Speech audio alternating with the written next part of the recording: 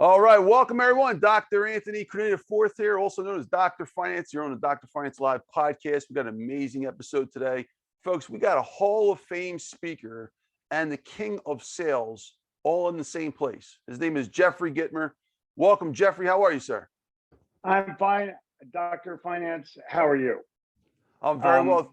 Thank you, Jeffrey. I'm assuming that you are giving people money pills so that they can grow their wealth rather than simply extracting their money, correct? They haven't invented those yet, but I will let you know as soon as it comes out. Cool. You know, we grew up in the same place, and that when we talked on the phone, that made us instant friends. Literally, because you know we know the same cheesesteak places, we know the same ballparks. You know, we've been down the same roads together, and I'm wondering if the audience understands the value of commonality, because we had a million things in common in 2 seconds. Yeah, I agree, and that's extremely important for business. But Jeffrey, before we get started, I'd like to do a quick snapshot, maybe a 30-second snapshot of yourself. Let the audience know about who you are. Then we're going to get into your story, right? And then after that, we got about 20 questions for you, and then we'll conclude. So that's the strategy for today, if that's okay. I'm good. All right. Whatever so you need, seconds. I'm there. All right, 30 seconds. Quick summary of your many accomplishments, if you can do it. I typically help large companies with their training budgets until there's none left. That's what I do in the world. I make certain that I can help them achieve their sales goals or their salespeople's goals, and at the same time reduce turnover, which is a very hidden expense in corporate America that's not really looked at. But you know, I grew up in sales, and I grew up selling in New York City and Philadelphia and the Northeast, and it's a whole different environment. When you grow up in that environment, you have no choice but to succeed. It's dog, eat dog, eat dog. And I chose not to be eaten. I chose to, you know, feast in the marketplace and have a good time. I decided to go into business to have fun. And that's exactly what I did then. And that's exactly what I'm doing right now. That is incredible. Thank you, Jeffrey. So Jeffrey, you're a Hall of Fame speaker. You're one of probably, I guess, 250, anywhere between 250 and 300, and probably only about 170 are alive or something like that. And you're one of them. We've had, I guess, about 6 or 7, maybe 8 Hall of Fame speakers on this podcast. And if you include Jack Canfield, who interviewed me twice, that would be, I guess, one more than that. So incredible that you're here. I mean, that's an honor. You got President Ronald Reagan was on there, Colin Powell, so many amazing, incredible others that were part of that very small list, which makes you at the elite level of speaking worldwide, not just in the United States. This is worldwide. Correct. Yeah. It's an honor. It's totally an honor. And you're also a #1 New York Times best-selling author, I believe. Is that correct? For the Sales Bible? Almost. I've been on the New York Times bestseller list 5 times, but never quite at #1. Okay. Well, it's hard. You got to sell a ton of books to be #1, but just to get on the list is incredible. And you were on there 5 times. Yeah. Wow. That's incredible. So yeah, Jeffrey, I was on there 5 times without faking it. Like, I didn't buy a bunch of my own books and put them in my garage. I didn't do any of the things that are quasi manipulative to get on the list. You know, that's a really good point. You just basically sold like crazy, right? You did all this sales tech. Right. Wow. All right. It worked. It worked, exactly. In other words, you worked. You earned them. Well, thank you, Jeffrey. So let's get into your story. I want to learn about how you got so successful. And I think that would be great for our audience, especially as we start to build up for a Clubhouse event this Friday night. Today's, let's see. So Friday was September, what month am I in? September 9th, 2022, folks, at 7 to 9 p.m. Eastern time. Jeffrey will be there. It's going to be incredible on Clubhouse and the Finance Club. So stay tuned. Live event. So Jeffrey, do you go by Jeff or I go by Jeffrey. Jeffrey? Okay, so Jeffrey, let's start with childhood. So you were telling me the gif of it today. You were basically from around Philadelphia, Atlantic Yes, City the region. Philadelphia metropolitan area, Atlantic City, Haddonfield, Cherry Hill, and then eventually Temple University. So I'm genuine Philly. Where were you born at though? Did you say Atlantic City? I was born in West Palm Beach, Florida, at the end of the Second World War, when my dad and mom, who were both, my dad was in the Air Force, my mom was in the Army. I was born, and 6 weeks later, we moved back to New Jersey. Wow. And then you grew up in Atlantic City. I grew up in Haddonfield. I grew up in Atlantic City, Haddonfield, and went to college at Temple University. Okay. And by being where I never graduated. Oh, you didn't graduate? No. And you made it that far and you didn't graduate? I went on the 5-year you don't quite graduate program, which I completed successfully. But in the middle, I was selling football pools from my bookie. I was selling homework to other students in the school. And I bought a racehorse and went to the racetrack almost every night. Wow. Mm-hmm. So Jeffrey, just for those out who might not understand the Philadelphia region, basically being from around Atlantic City, and the reason you're such a hardcore Philadelphia guy is because even though you don't have to be the river. Yeah, it's right. So close. When you live in Cherry Hill or Haddonfield, I'm closer to Philly than people who live in Northeast Philadelphia. Yeah. Certainly closer to the airport. That's true. Like if you lived in Camden, New Jersey, you would be closer to the stadium than again, 2 minutes away. Right. So, all right. So thank you, Jeffrey. So what was it like? Maybe if you could tell us about maybe the first 10, 20 years of your life, maybe include some entrepreneurship stories as well, whatever you'd like to tell us. I would say this, Tony, and this is really important. My dad was a businessman, not an entrepreneur. My mom was a businesswoman. My grandfather was a businessman. Everyone in my family owned their own business. And everyone who came to our home owned their own business.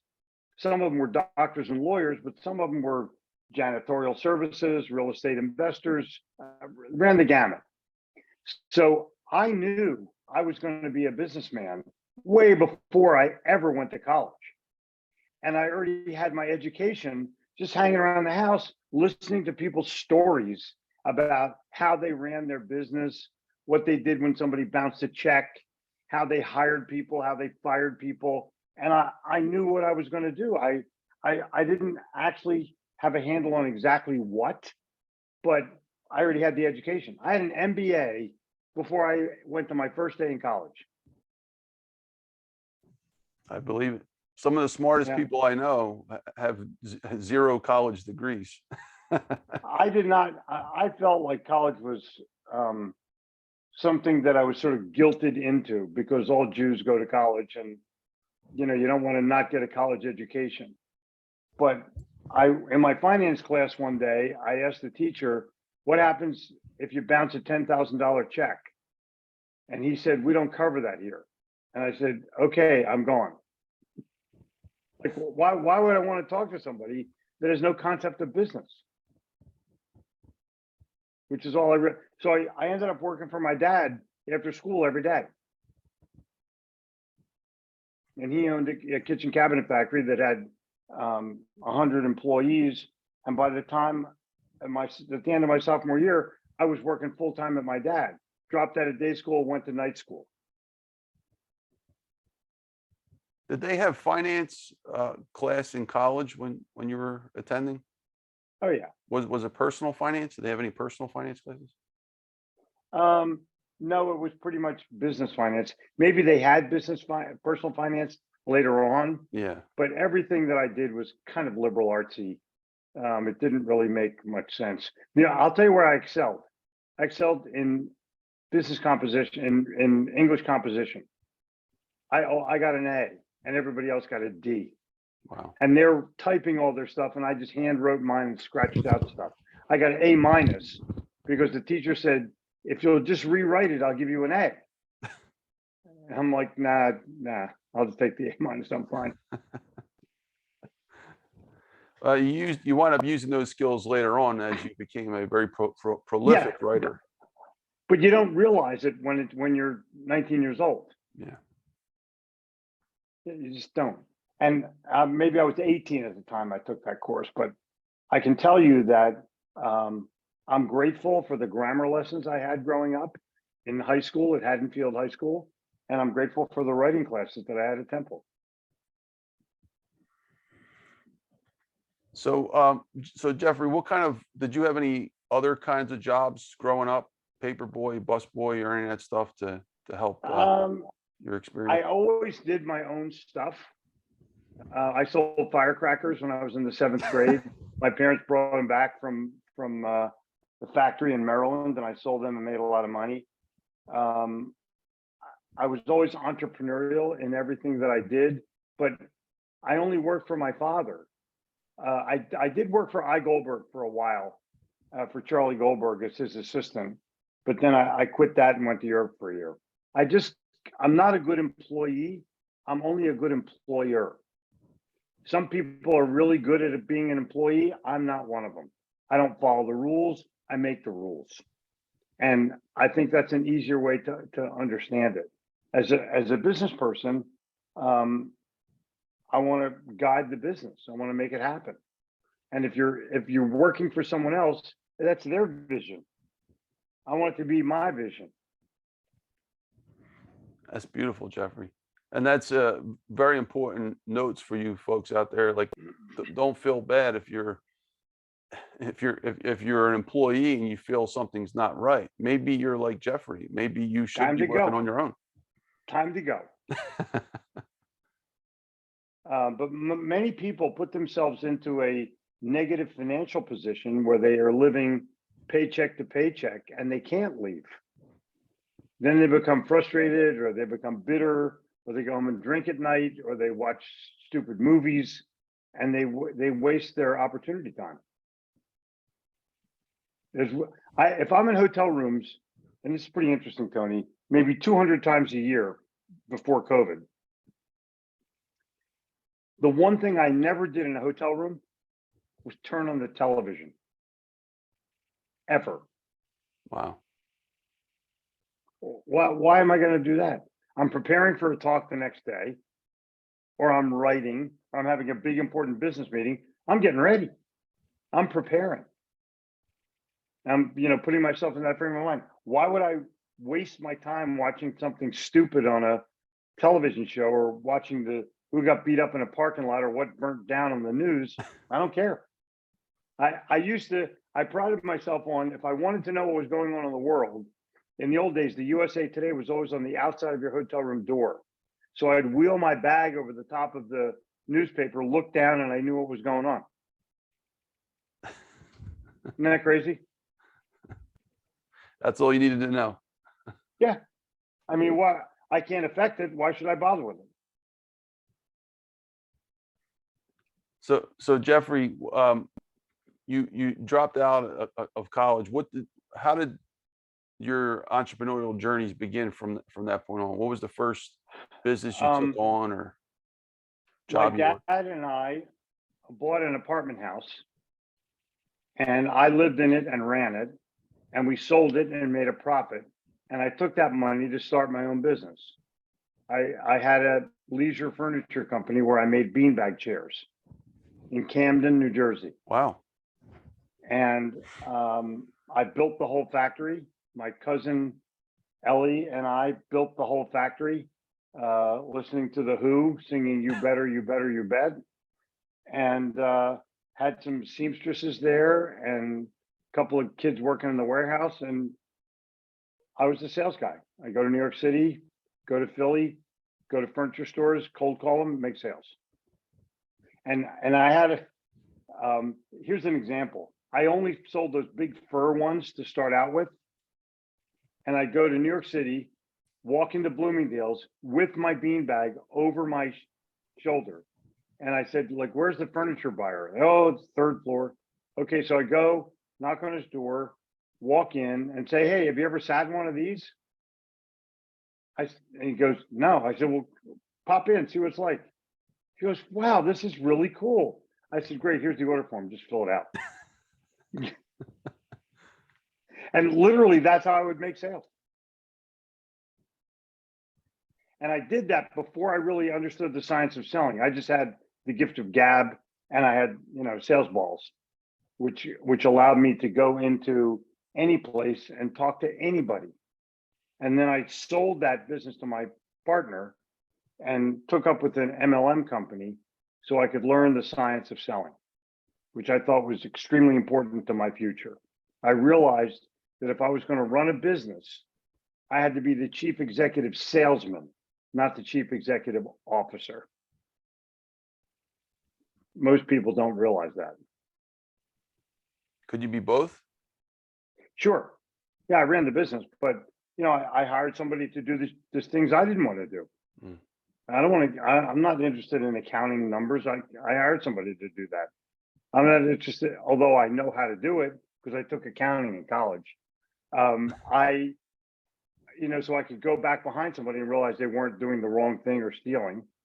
But I think the whole challenge, Tony, and this is a really big thing, the challenge is for you to become successful at business, not run the business. And I realized that selling led to my success. So I decided that's where I was going to specialize. So I had to, when I sold this business, I go, you know what? I know how to sell, but I don't think I know the science of selling. So I took up in an MLM company where we took attitude and sales lessons every morning for 4 hours for 1 year. Wow. I know. I read Think and Grow Rich 10 times in 1 year. We just read a chapter a day and did a report on it. There's only 15 chapters in the book. It's pretty interesting. And it gave me an insight that I still call on today, literally. I'm an expert at that book. And I also have formed a relationship with the Napoleon Hill Foundation. I produce their weekly newsletter. Oh, no kidding. And no one knows. I've done it for 15 years, and I do it for free to thank Napoleon Hill for giving me my attitude. Jeffrey, I don't know if you noticed, but so I have 3 major books, but I'm also working on a 13-book series with a gentleman named Eric Swanson. And yeah, he created a book for each of those chapters. He called the book The 13 Steps to Riches.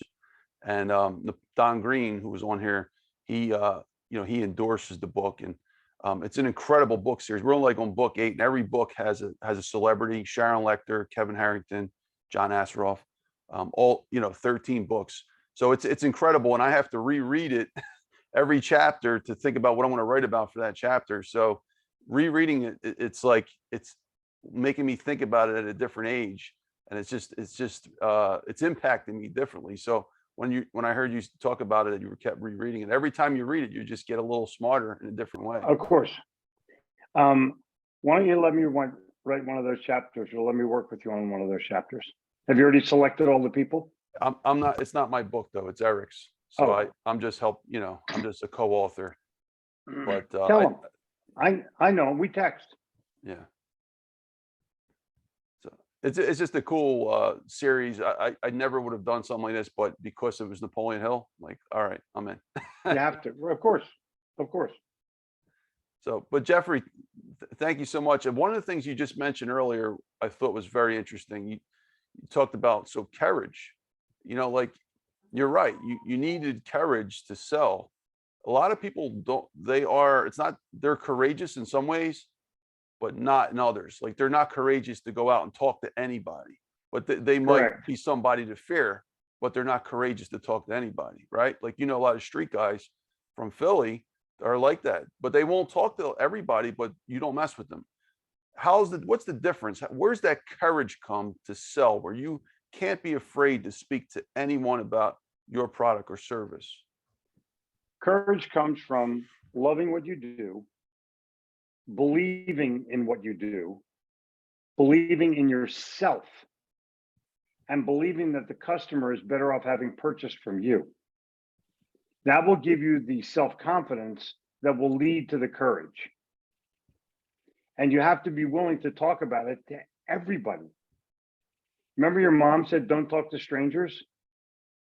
Well, she left a part of that sentence off. Don't talk to strangers unless you don't want to achieve anything or meet anybody new or learn anything new. Then you have to talk to strangers. I talk to everybody. The person behind me online, the person in front of me online, people parking their car, waiters and waitresses, servers, cashiers. I talk to everybody because you never know what gem of wisdom you're going to pick up, ever.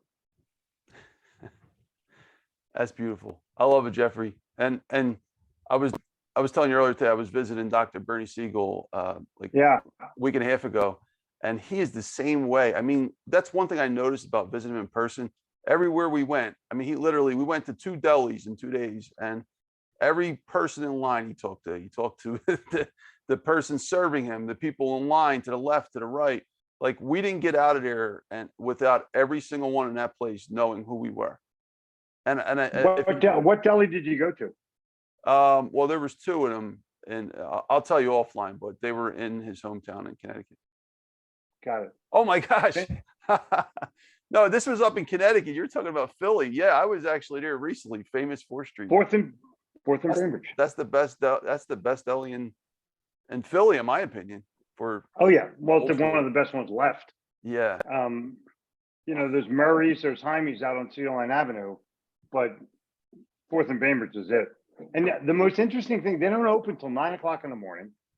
They're like a deli, but they have bankers hours. It's totally crazy.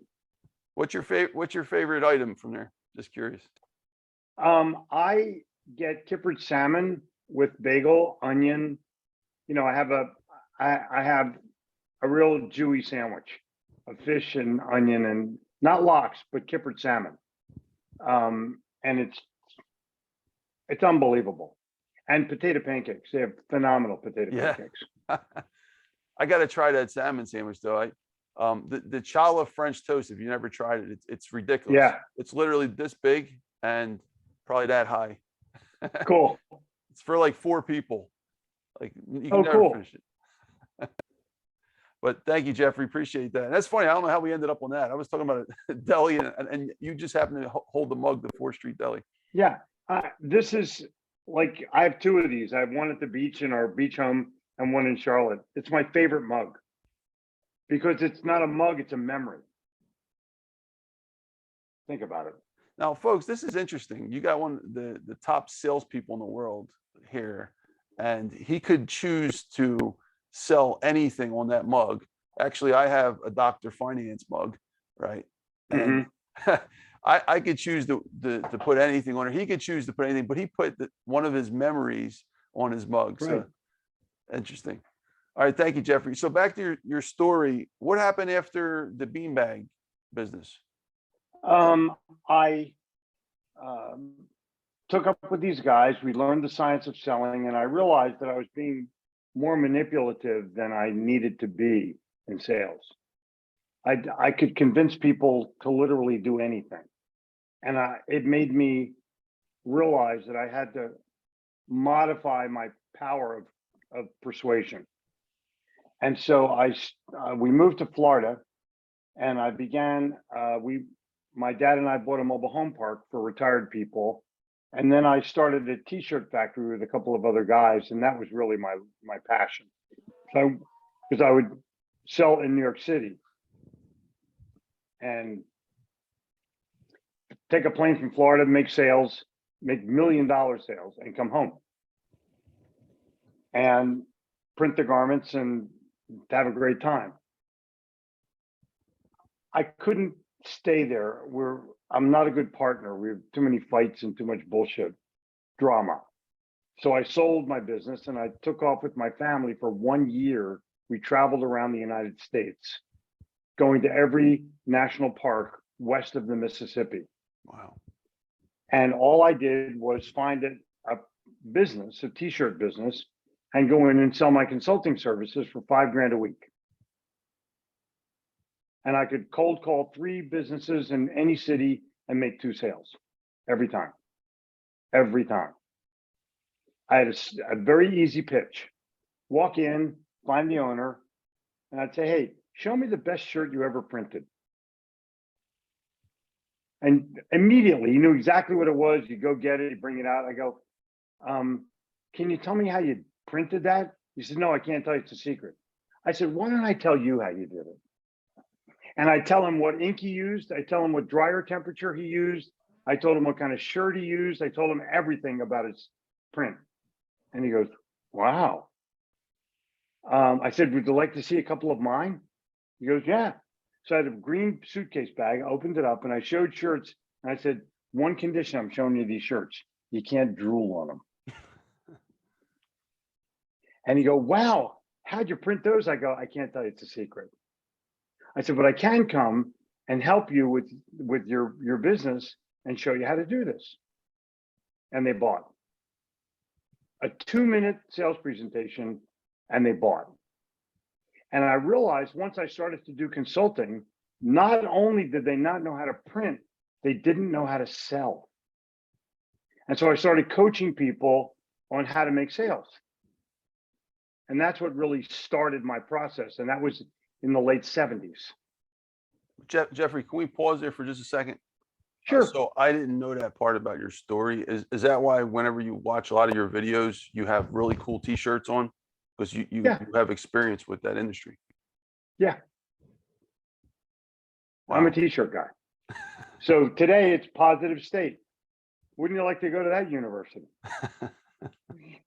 And really, Tony, that's the challenge. People are not having enough fun. I have one shirt that says "Enjoy capitalism." I am a proponent of free enterprise, and I challenge everybody that that's where they need to be. Everybody. And I try to be apolitical about it because capitalism and politics don't mix well. But clearly, if you're a capitalist, you're not a socialist, and that sort of divides the. I don't want anything for nothing. I'll work for everything I have, like you. Absolutely. Are you looking for a handout on the corner, or are you looking to bust your balls and make some and earn money instead of having it given it to you? 100%. Yeah, simple. And that's the environment. When you grow up in the Northeast, you know it as it's in your nature. It's in your being, because there's always a fight for survival. There was always competition at every turn. And once you realize that when you leave, like I moved to Charlotte 30 years ago, oh my God, people are just, there's no intensity. There's no intensity whatsoever. Everyone's, well, hey. They don't get it. They don't get it. And so I learned that I could pretty much help anybody I wanted to, because I had experience that they did not have. Nobody cold called in New York City and got doors slammed in their face, or were told to F off, or people wanted a bribe to do business with them. They didn't understand that part of business. And I did. I've made, I never gave a bribe. I never did anything wrong, because my mom would have beat the crap out of me. Jews and Italians are a lot alike. You're not allowed to do anything wrong, because you have to fess it up to your mom. So Jeffrey, that leads to a great point. You're obviously extremely great at selling. And as you were hitting earlier, you realized you had this power, and you wanted to be able to understand what you're doing, and get that under control, so you can, make sure you do the right thing to other people. But why did you decide, and this is an ethics question, why did you decide to walk that ethical path and use your power of persuasion for the right way? I mean, you could have went the other direction. There's Sure. so many dictators that took the same skill set you had and went the wrong direction to the extreme. Family upbringing. I'll put it in that context. My dad was honest. My mom was honest. So I'm automatically honest. because that's the right way to do things, the best way to do things. And I looked at all my relatives and I looked at all my parents' friends. They were the same way. So it wasn't a fight. It was like a natural occurrence. And in New York City, it wasn't even a fight. It's like, look, dude, I'm going to do it the right way. I apologize. I can't do it your way. And so I'll tell you a secret that I had working for me. When I was printing sportswear, we manufactured the shirt and printed the shirt. So I literally had two markups in my shirt.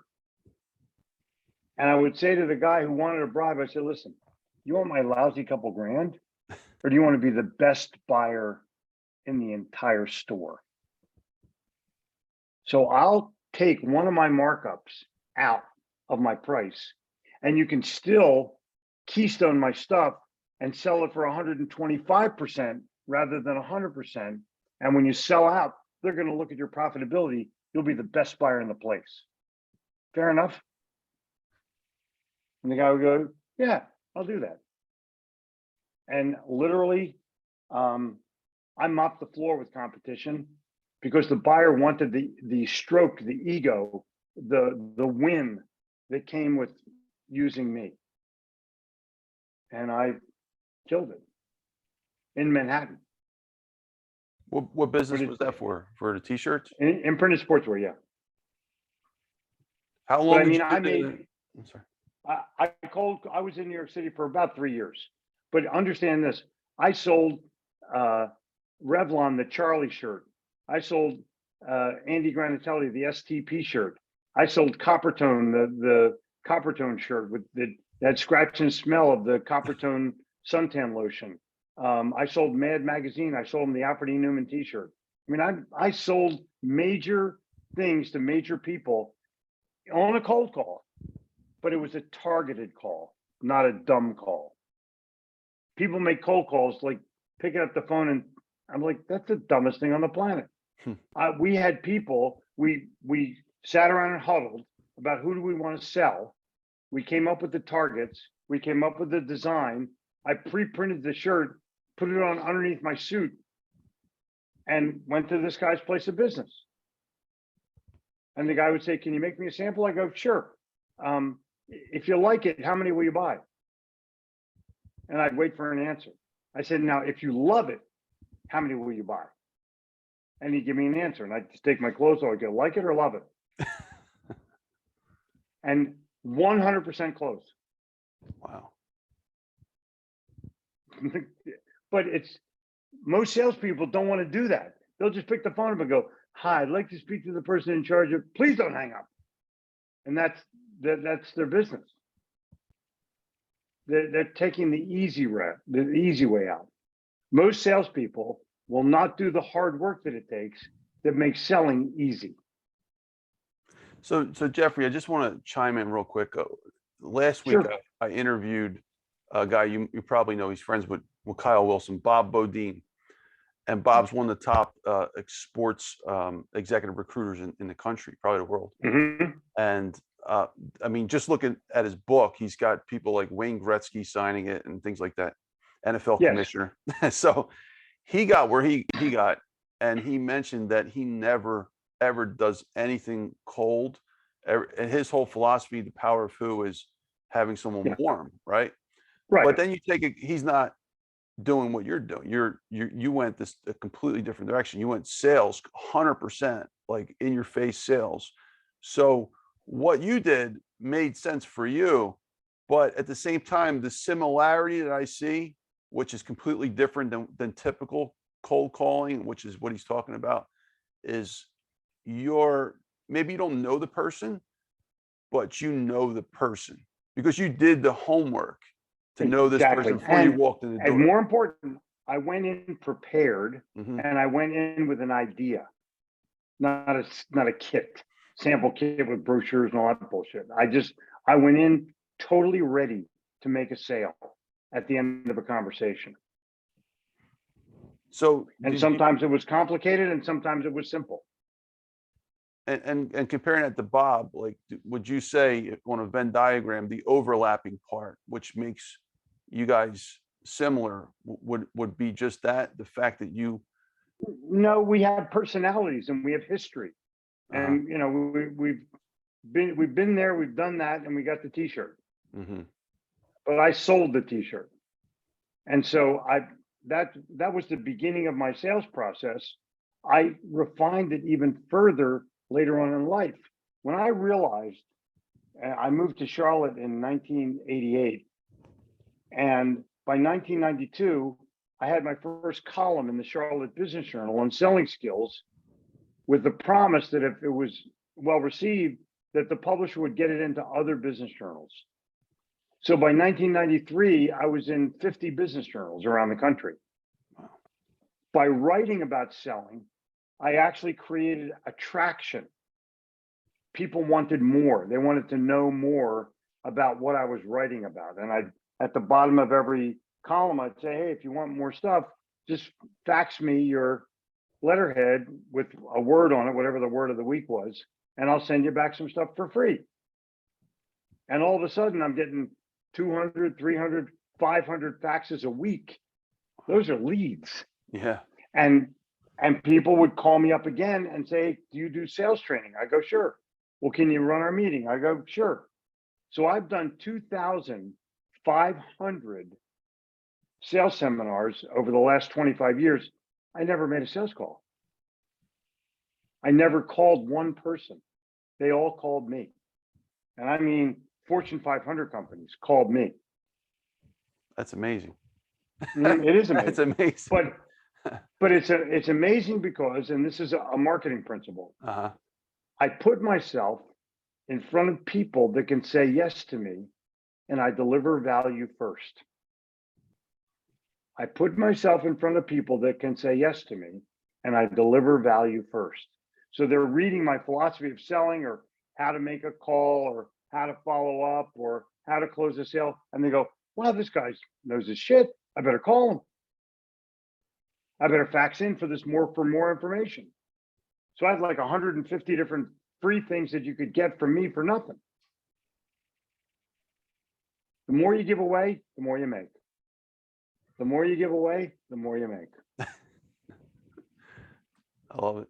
So Jeffrey. Well, listen, there are people who are in my business, sales training, and they say, well, don't tell the customer stuff for nothing because that's how you get paid. That guy's an idiot, an absolute idiot. And I can give you millions of reasons why that guy's an idiot from the money that I've earned over the course of the last 25 years. Millions. So Jeffrey, we got plenty of great questions for you. Sure. Soon as we're done your story, that'll really get into a lot of these specific moments and ideas. Just to wrap up on your story, though, you had the printing business, which was highly successful. You were in your, I guess, 20s or 30s at the time. Yeah. Yeah. And then what made you make that final transition from the printing business to where you eventually landed writing and sales coaching, all that stuff? And was there a business in between that we missed or something? No, you didn't miss anything. I went right into consulting and, doing business coaching for people. I realized that I could. It wasn't like, oh man, I got to wake up tomorrow and be a coach. It just happened. It was an evolution of my wisdom, or an evolution of my experience, or an evolution of my knowledge. And when I moved to Charlotte, I just started doing it. And then I started writing, and I realized that, wow, this is amazing. Writing leads to wealth, not money, wealth. And so I started writing a column. I never wrote a book at first. I just wrote a column every week for 2 years, and I realized I have 100 columns. I got a book. And I went away for about a month and figured out what the table of contents would be and what all the things I needed to put into the book were. And I wrote the Sales Bible in 1994. And then I wrote another book, and then I wrote another book. And then my fourth book, Little Red Book of Selling,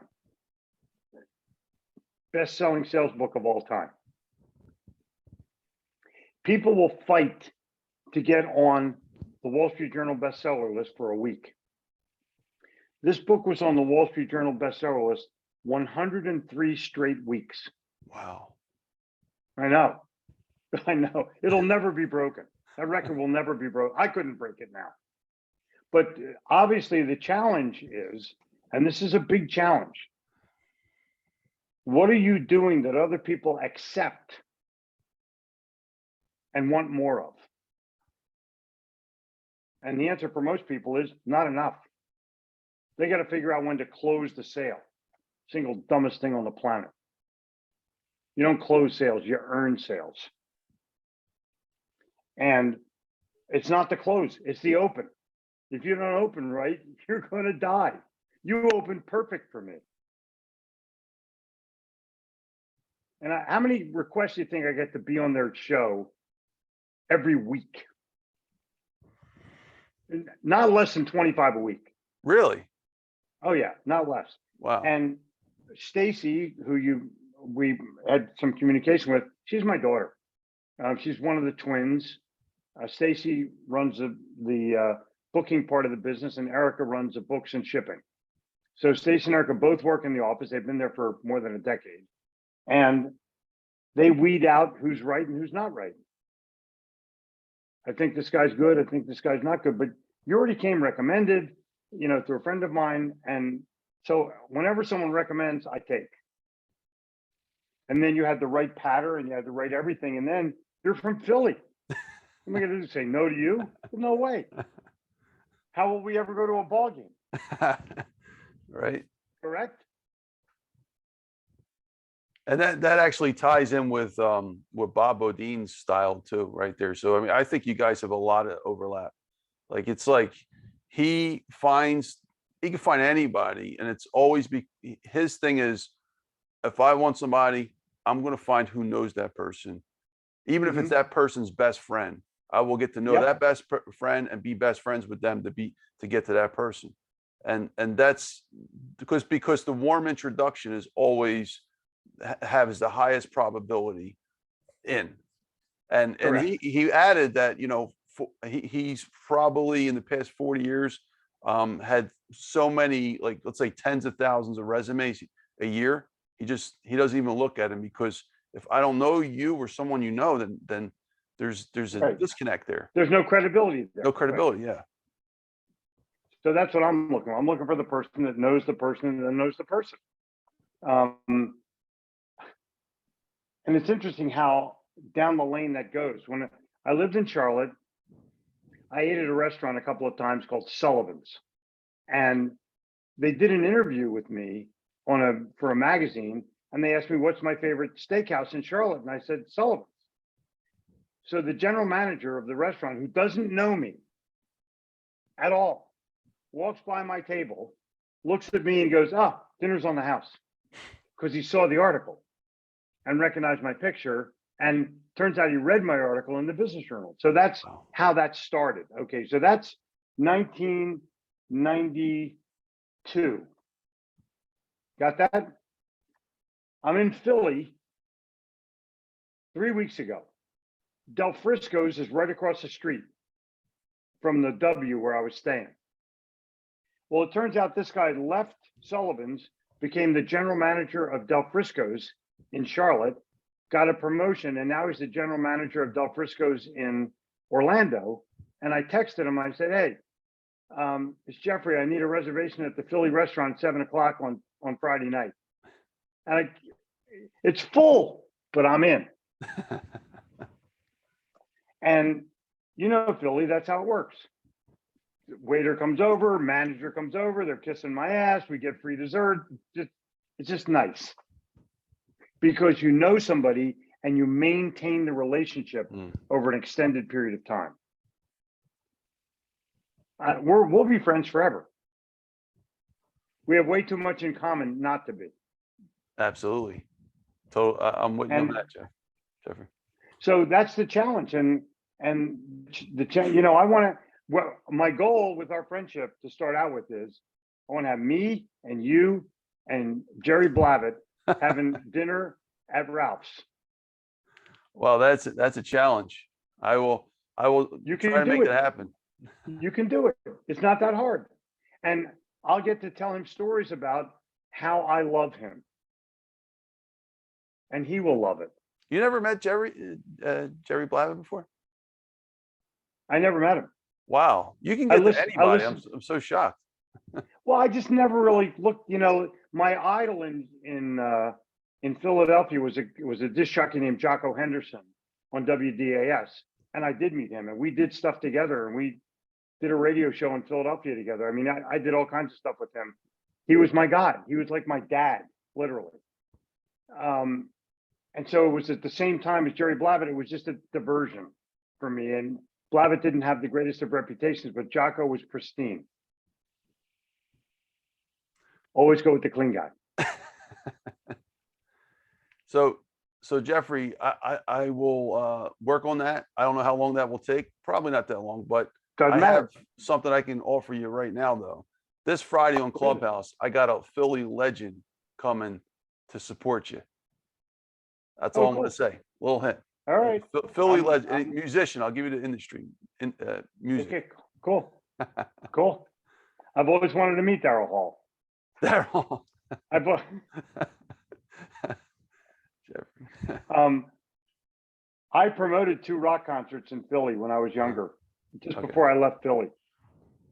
1974. I did the Schubert Theater, which I don't think is the Schubert Theater anymore. It's at Locust, 15th, it's at Broad and Locust. And I at Wishbone Ash, and my opening act was Joe Walsh from the Eagles, who had just left his band and hadn't joined the Eagles yet. And then the second concert I did was Electric Light Orchestra in Wildwood. And still friends with Jeff Lynne, still, I mean, it was, for me, it was like fantasy come true. Literally a fantasy come true. It was wonderful. But everyone in the rock business is not the best person in the world to do business with. Let me put it that way. So I quit that. And that's when I went to Florida and opened up my t-shirt business. And did tremendously successful. Oh yeah. I'm not the most religious person in the world, but I'm very spiritual and I'm very guided. And wherever God is, whoever it's a male or female, whatever their gender is, and there's only 2 genders, by the way, got weenie, don't got weenie. Those are the 2 genders. But wherever that person is, they guide you. There's a wind at your back, and your job is to make sure the wind stays at your back so you can be guided. And I was guided out of music and into imprint and sportswear. Don't ask me how. It was never a conscious decision. Everything that I did was unconscious. Every move that I made, every transition that I had was unconscious. Like, oh, I got to write a book. That was never on my plate, ever. But once I wrote a column, I go, wait, if I get 100 of these, I can have a book. Like the idea just manifested itself. So Jeffrey, let's go back to you started writing successful books. You're on your 4th book now. You became a Hall of Fame speaker. So this is the part that I'm trying to figure out, because you actually have 2 extremely great skill sets, which is at the same time, which is unusual. From my experience, I've found a lot of Hall of Fame speakers or great speakers that wrote books, but that's only to complete the package. They really were better speakers or better writers. You actually do both. So how did you get into that? On a plane to Paris, I read The Outliers by Malcolm Gladwell. Never slept on the plane, just read the book all night till I landed in Paris. And he said, if you have 10,000 hours, you're a world-class expert at anything. Yeah. My 10,000 hours is in speaking, writing, and selling. So I have 3 skills that I've got more than 10,000 hours in, and that is what has led me to success. My experience, not just my brains. And I don't take shortcuts. I take long cuts. I make sure that I'm doing the right thing for the long term. I make decisions based on who I'm going to become, not necessarily who I am. So I can't explain it, Tony. It just evolved that way. I didn't start out going, man, if I can get 10,000 hours, I didn't realize it until I read the book and added up my hours and realized that I had already done it. I got out of that plane in the morning, 7 o'clock in the morning, Paris, France, the happiest guy on the planet, realizing that I had achieved these levels of success and I was going to use those skills to benefit my family, obviously myself, and other people. And that's what I do. I help other people get better. And as a result, I get paid. So how did you get your first speaking gig though? Like outside of consulting? People read my column and they called me on the phone. Okay. And they said, "Do you give speeches?" I go, "Yeah, I do." They said, "What's your fee?" And I said, "It's $5,000. This is 1993. I said, "My speech fee is $5,000 and an airfare." And the guy said, "Okay." I said, "Now, here's the deal. You may not like me, so you don't have to pay me until after the speech is over. But you take my check and in the back of the room, you hold it in between your four fingers. And if I'm no good, you rip it in half. But if I'm great, you double it." Jeez, you were rolling the dice. Totally. So I get off the plane in Dallas, which at the time you could go to the gate. And the guy was standing right there waiting for me to get off the plane. And he goes, "Here's your check." Yeah, because that takes a lot of courage to go rip it up. Like you'd have to. Totally. No, I have New York City balls. Yeah. Come on. But you're from Philly though, so you can't say it like that. You got to say I have That's Philly true. Yeah, balls. I grew them in Philly. I use them in New York. How about that? Yeah. Come on, let's for the team. We love New York, but we're also Philadelphia. So yeah, true. All the way. Literally, I bleed Philly. I bleed green for the Eagles. So that's incredible. So then you started getting, obviously you were great. So you started getting more gigs. Yeah. And then how'd you get to the Hall of Fame area where you're just like the greatest in the world? It's interesting. The National Speakers Association is full of people who have pretty big egos. I was known in the group. And finally, I got to give a speech in 2003 on the main platform. And as I told you, I walk off the platform. I'm the first guy in the National Speakers Association, which was founded in 1977, to ever walk off the platform and walk the crowd. Wow. And people loved it. And all the people in NSA, they have afflictions. You know, some guys are in a wheelchair, some guys climb Mount Everest and 3 fingers fell off. They all have a story. And you've talked to a lot of them. So I grew up in a middle-class Jewish family. I played golf on the weekends. I went to, you know what I mean? Okay, so I had to start out with a line that grabbed the audience in 2 seconds. So I was an anticipated speaker because a lot of people knew me and they knew I was real good. So now I'm on the main platform in New Orleans, Louisiana. There's 1,500 people in the room. There's music when I walk out. I get to the edge of the platform and the music stops and I go, "I lost my mother when I was 2.5 years old. I found her an hour later. I got off the bus and she got lost." And I said, "You thought that my mom died when I was 2.5 years old because of one word that I said, lost. And if you're a speaker and you say one wrong word, the entire audience may misinterpret exactly what you say." And I had the audience on the floor laughing, and I had them thinking within a minute. Wow. Pretty cool. And I used that line just for that speech because I knew I had to get my fellow speakers on my side. I gave a speech a year later at the foundation of NSA, and all these famous people are in the room. All the guys you mentioned were in the room, plus another 100. And I said, and I gave it on writing a book. And I said, many publishers say, just take your speech and get it, dictated and have it formatted and turn it into a book. I said, let me be the first to tell you here, your speech ain't that good. And people were just banging the floor because you have to have the balls to push back on your own peers. Fun. I have fun at everything I do, Tony, or I don't do it. Jeffrey, when you make your speeches, okay, just curious on your style. Yeah. So we've had a lot of Hall of Fame speakers. One of my favorites, hands down. I don't know why. It's something about Jim Cathcart.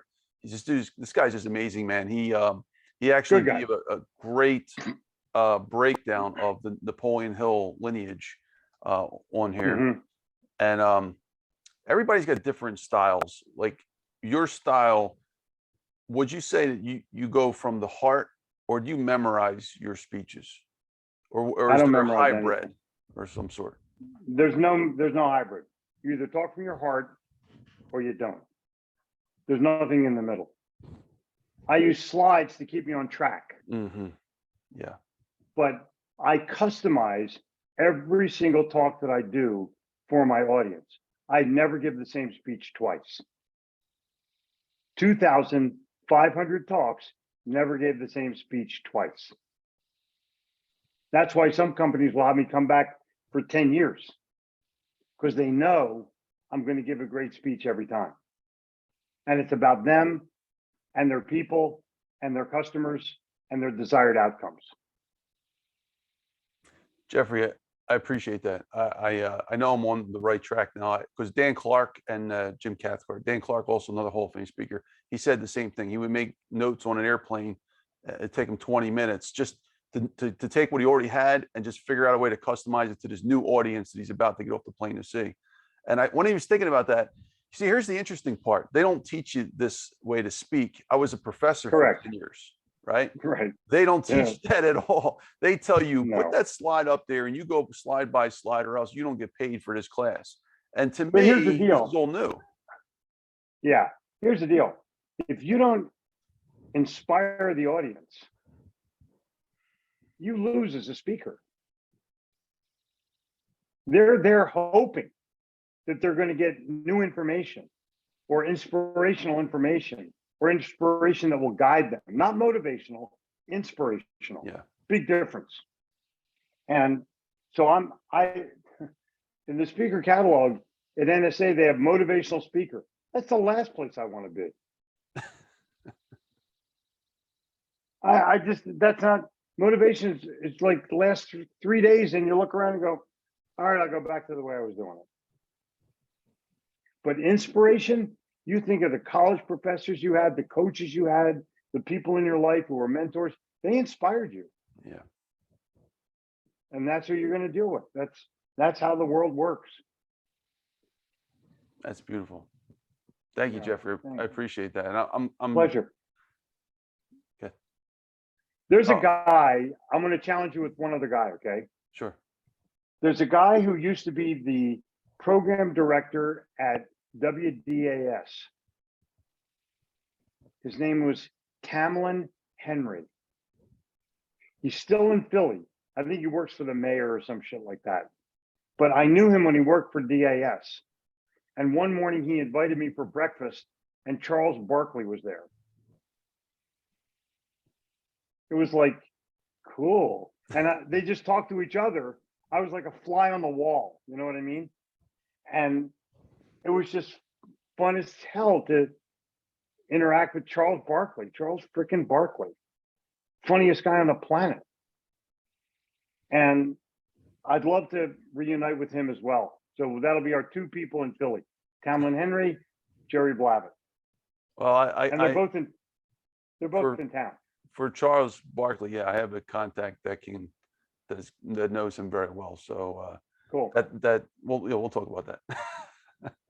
Cool. All right. Thank you, Jeffrey. Appreciate that. So to conclude on your story before we get to the questions, what from that point, 2003, really took you to the point of Hall of Fame speaker, I think in 2009? 6 years. That's all it took you was I 6 worked years. my ass off. I was doing, some people do 20 speeches in a year. I was doing 120 speeches in a year.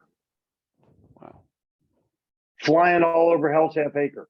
Yeah, let's pause for that for a moment, Jeffrey. Tell us about this. This is a question I actually never really asked the other speakers. Can you break down the life of a professional speaker, like a serious professional, like day by day? What do you, I mean, there's hell there. There's a lot of hell to pay. No, no hell. If you love what you do, Right. it's not even working. So That's true. I lived in Charlotte, North Carolina. I live in the old Lance Cracker Factory. It's an old building that they converted into lofts. It's like living in Soho in New York City. And I bought a bunch of lofts next to each other, banged through the walls, and I got a big place with a big library. And people would call up, and I had half a dozen people working for me, and they would book my speech. Then I would meet with the customer on the phone for an hour and find out exactly what they were hoping for. What do they want the outcome of this thing to be?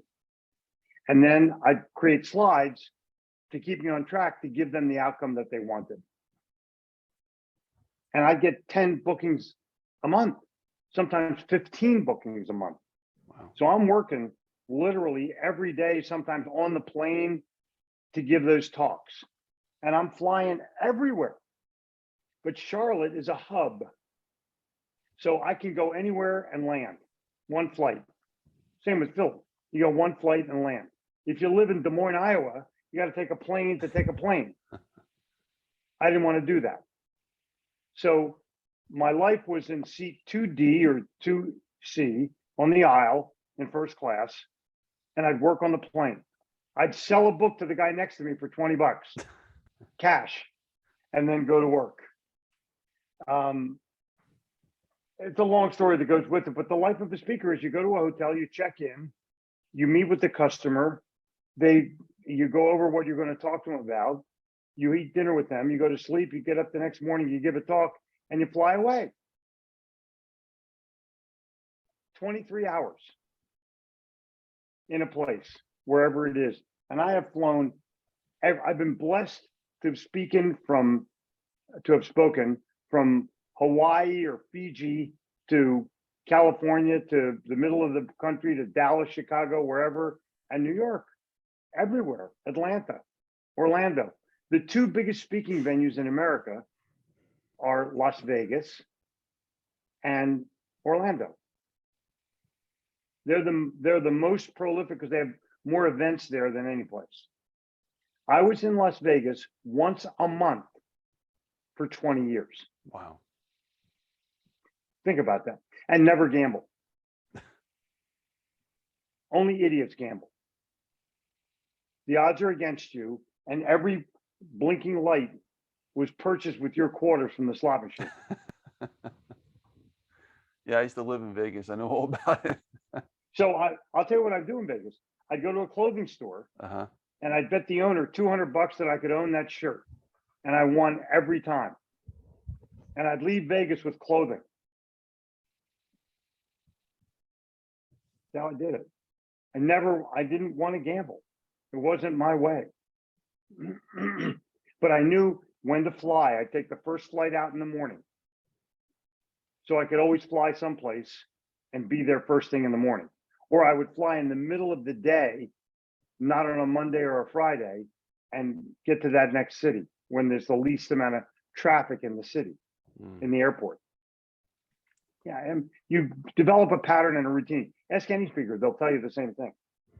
I think Dr. Dennis Whaley, we talked about this on stage one time.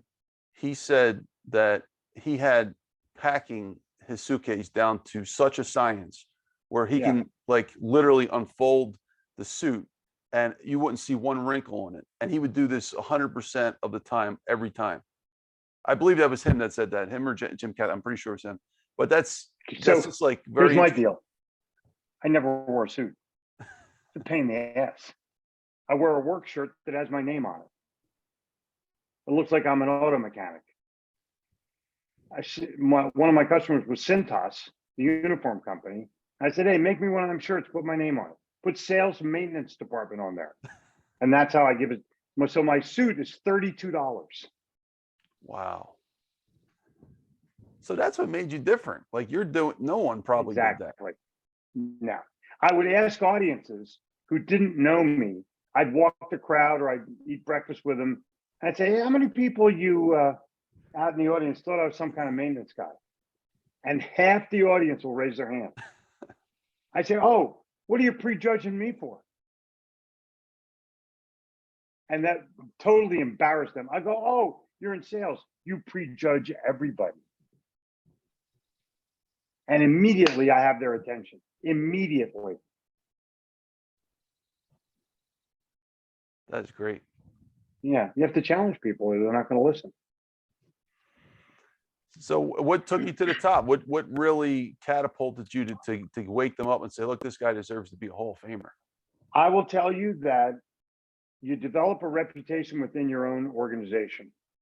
I would give speeches every year for free to my peers, and they loved it. And they loved the fact of how I booked business and how I made speeches, and I reveal it to my audiences at the National Speakers Association, and eventually they put me in the Hall of Fame. I can't explain it. It just happened. Do you think in the future, as we start getting more online and all that stuff, at some point they might give a Hall of Fame badge to someone who spoke more virtually than physically? Totally.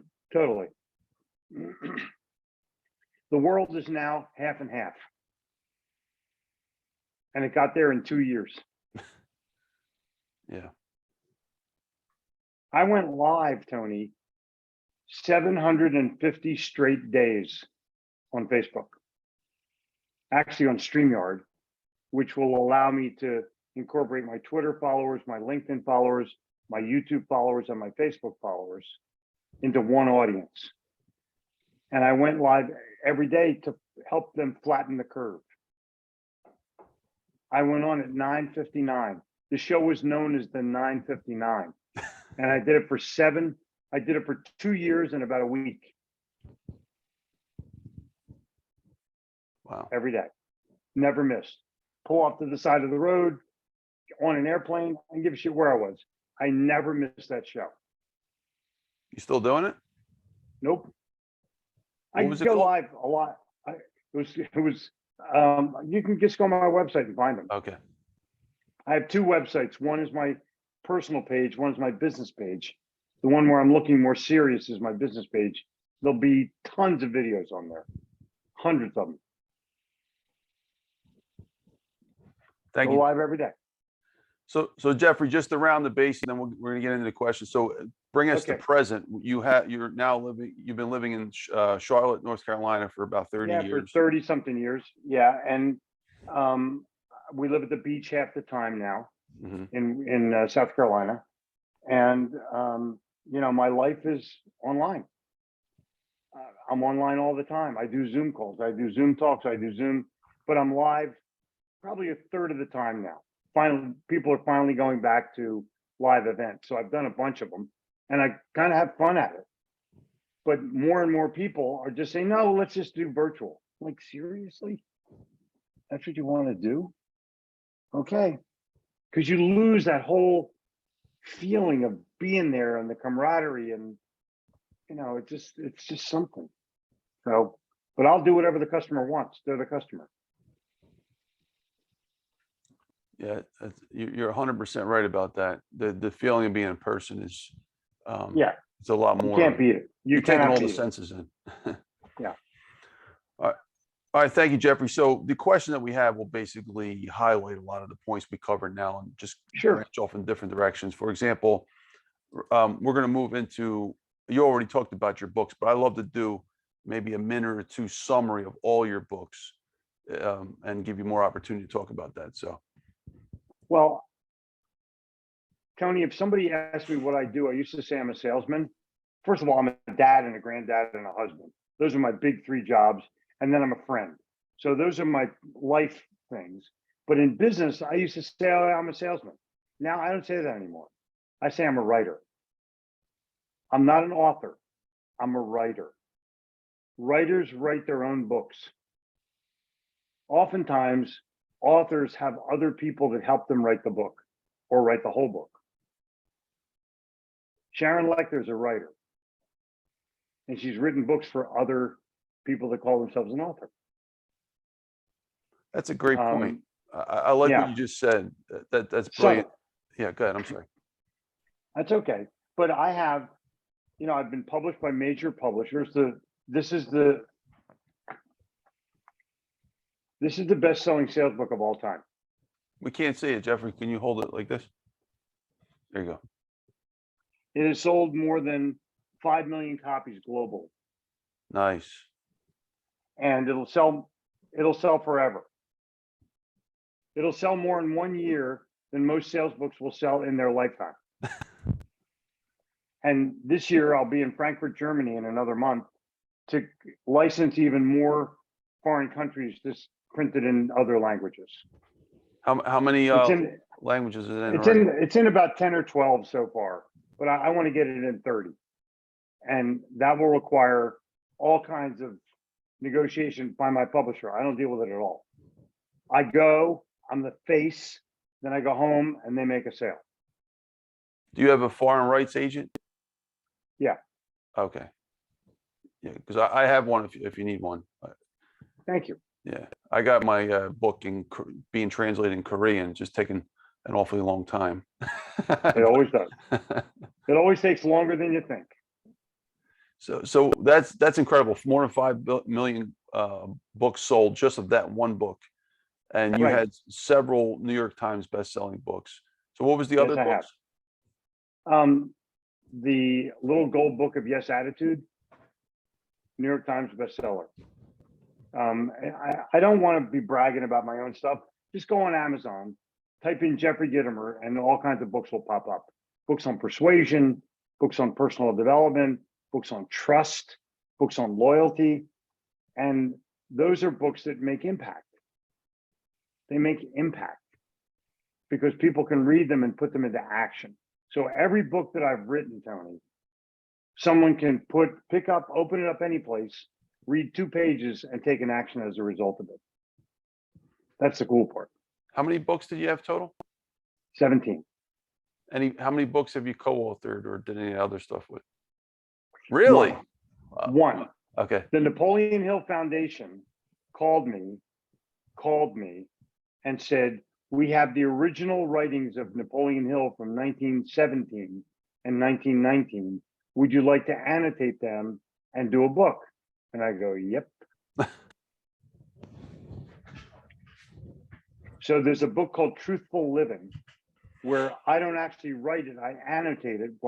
I add my thoughts to it. I don't change Napoleon Hill's words at all, but I add my thoughts to it. Wow. And so I'm a co-author with Napoleon Hill. That's my only co-author. That is great. That is awesome. And Jeffrey, before we go any further, I think it's time to note that, can you give us a little description of your background? Because I see it's getting darker before it's completely black. Where is your landscape over there? I'm at the beach. There's palm trees in the background. I can actually create, hold on, let me do something better. I'm mobile. So I can take my booster thing. I can walk over here. Wow. Set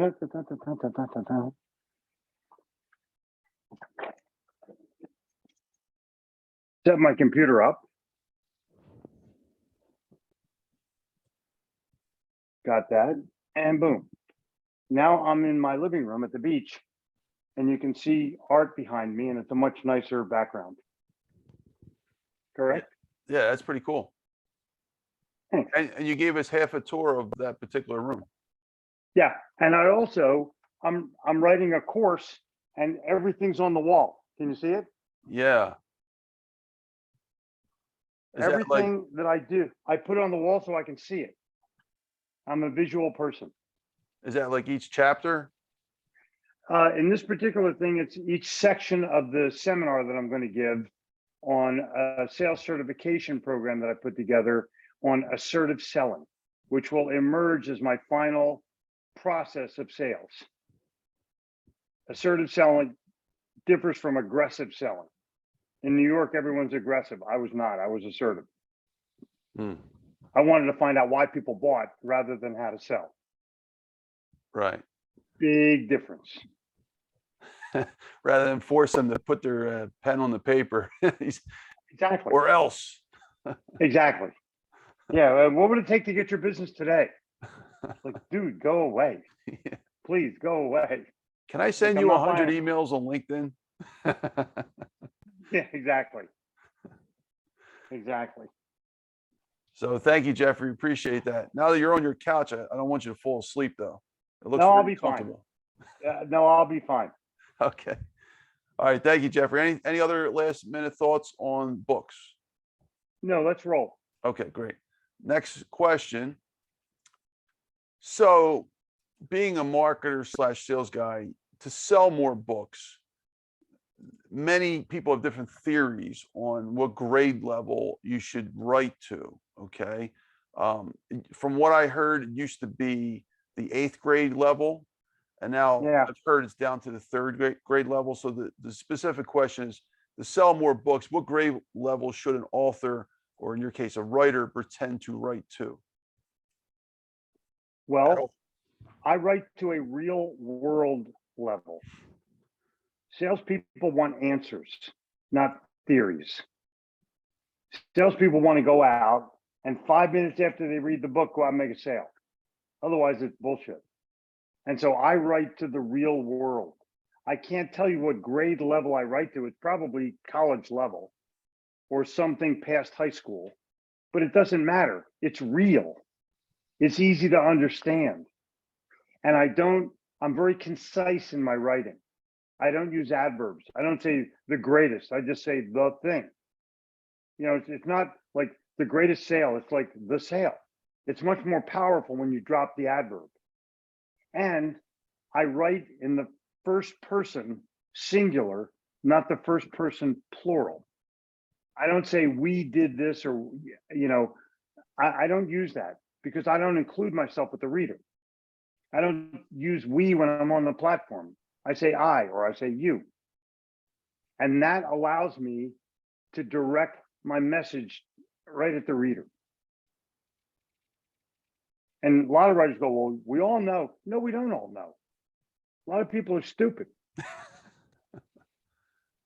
And so I have to address everybody. And I have to make it feel personalized. And you can't make it personalized when you use we. There's no personalization to it whatsoever. So I use I or you. Much better. Yeah, that's simple. That simple but powerful process separates me from everybody.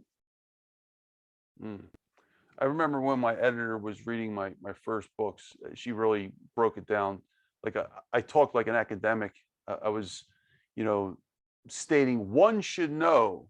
And I said one a lot. No. One should do this. Or he's like, why don't you make it personal? I had to go through every single thing. I'm like, you should do this, or I substituted all the words. Of course. Of course. It helped a lot though.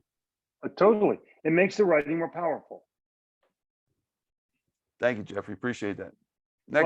Next question. And we've talked about this already, but if you could summarize it. So how do you become a Hall of Fame speaker? And again, you, it being like a person, like the audience, you, not you specifically. The first thing you do, Tony, is you love speaking. Uh-huh. If you don't love it, you're dead. The second thing you do is you don't memorize anything. You speak from your heart.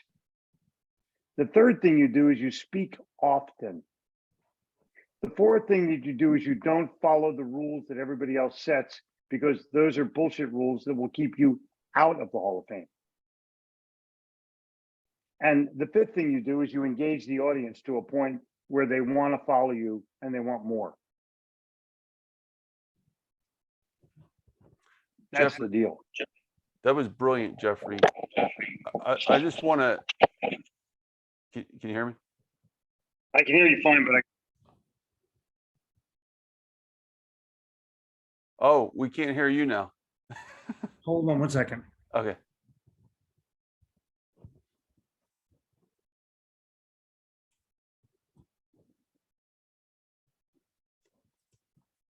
I'm right there. 1 second. I got. All right, take your time. Or it won't let me go to. Won't let me speak. Can you hear me better now? Yeah. It's good. We can hear you now. Cool. You have to put them in their little case. Mm. Oh, to charge them? Yeah. Oh, okay. So Jeffrey, going back to that brilliant summary you did of how someone could become a great Hall of Fame speaker. I just like to share my experience with you so far, and maybe you can add to that or Sure. expand on that.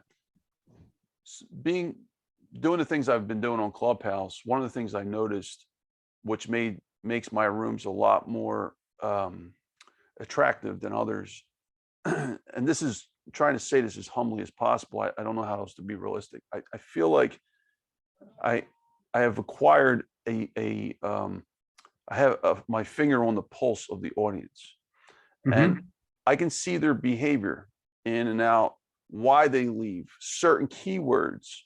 When certain words are said, the room actually drops. I can watch the numbers. And doing this for almost a year and a half now on stages that, like Les Brown had about 10,000 people in the room that one day. I've had a room, my whole journey here began with a room that started the longest running room in Clubhouse, which in 84 days had over 1 million people go through.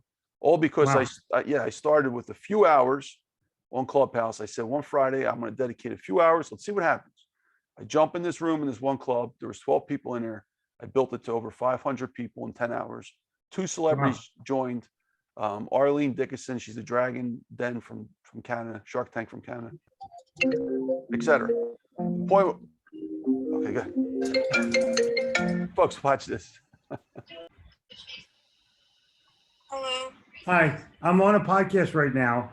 So can I give you a buzz back in about a half an hour? Yeah. Okay, I love you. Bye. Daughter. That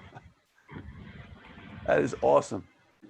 I don't know why I hit the pause button. I guess I should have just kept that rolling. Totally fine. Totally fine. When you understand the audience and you can captivate the audience, you keep the audience because your content is good. Yeah. And because you're using humor. If you want the secret to more audience, it's more humor. Because they're all waiting to hear what's next. You go to a comedy club and you're laughing so hard that your drink is coming out of your nose. And then the comedian starts to talk again and you go, shh, shh. At the end of laughter is the height of listening. At the end of laughter is the height of listening. And your job is to inject humor more often, and you'll keep your audience longer and have people tell about them. You look at Bill Burr or Dave Chappelle in today's comedy world, they have audiences in the thousands that hang on every word.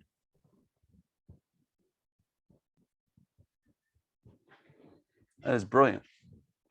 Thanks. And actually, yeah, I don't know if I'm the funniest guy on Clubhouse, but I think that people, the feedback they're giving is that I create a positive environment, which is sort of along the same bloodline, right? It's very important. But when I'm on Clubhouse with you, I'll use humor on purpose, and we'll get feedback. Maybe that's one of the things we can talk to the audience about. Absolutely. Yeah, let me make a note of that. Actually, that's a great. We'll do a humor.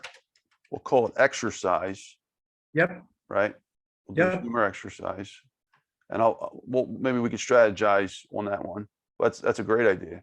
Actually, so my next question for you, which was actually pre-planned, which ties right into this, is how important, talking about humor, why is humor important in sales? let's tie it to sales now. Because it's engaging. When someone else laughs at what you say, it's tacit approval. I don't tell jokes. I tell stories. Big difference. It's not three guys walking down the street. I'm walking to the beach with my wife, Jen, and my daughter, Gabrielle, who at the time was 12 years old. And we're almost at the beach, and Jen, my wife says, smells like a fish store here. And Gabrielle goes, Jen, this is where the fish live before they go to the store. And we just howled because it was naturally funny. And when it's naturally funny, it's not contrived, it's not dirty, there's no F-bombs flying around. It's just funny. It makes you smile and it makes you feel good. And it makes you want to hear more. That's brilliant. And Jeffrey, I noticed that, you have a great sense of humor. Like myself, you probably could laugh at your own jokes. So that goes a long way. Myself laugh. Listen, I make myself laugh. But Tony, there's a goal behind what I do. Every day, I do two things. I make 10 people smile, and I do one random act of kindness, no matter what. And here's what happens. When I make somebody smile, it makes me smile. So sometimes I made 1,000 people laugh. I could piss people off for a month and I'm still ahead of my goal. So I look at it from a standpoint of I'm trying to be my best, and my best always involves some kind of laughter. Always. That's brilliant. Thank you, Jeffrey. By the way, I want to spend a moment just to give a shout out to Joe Ingram for allowing this opportunity.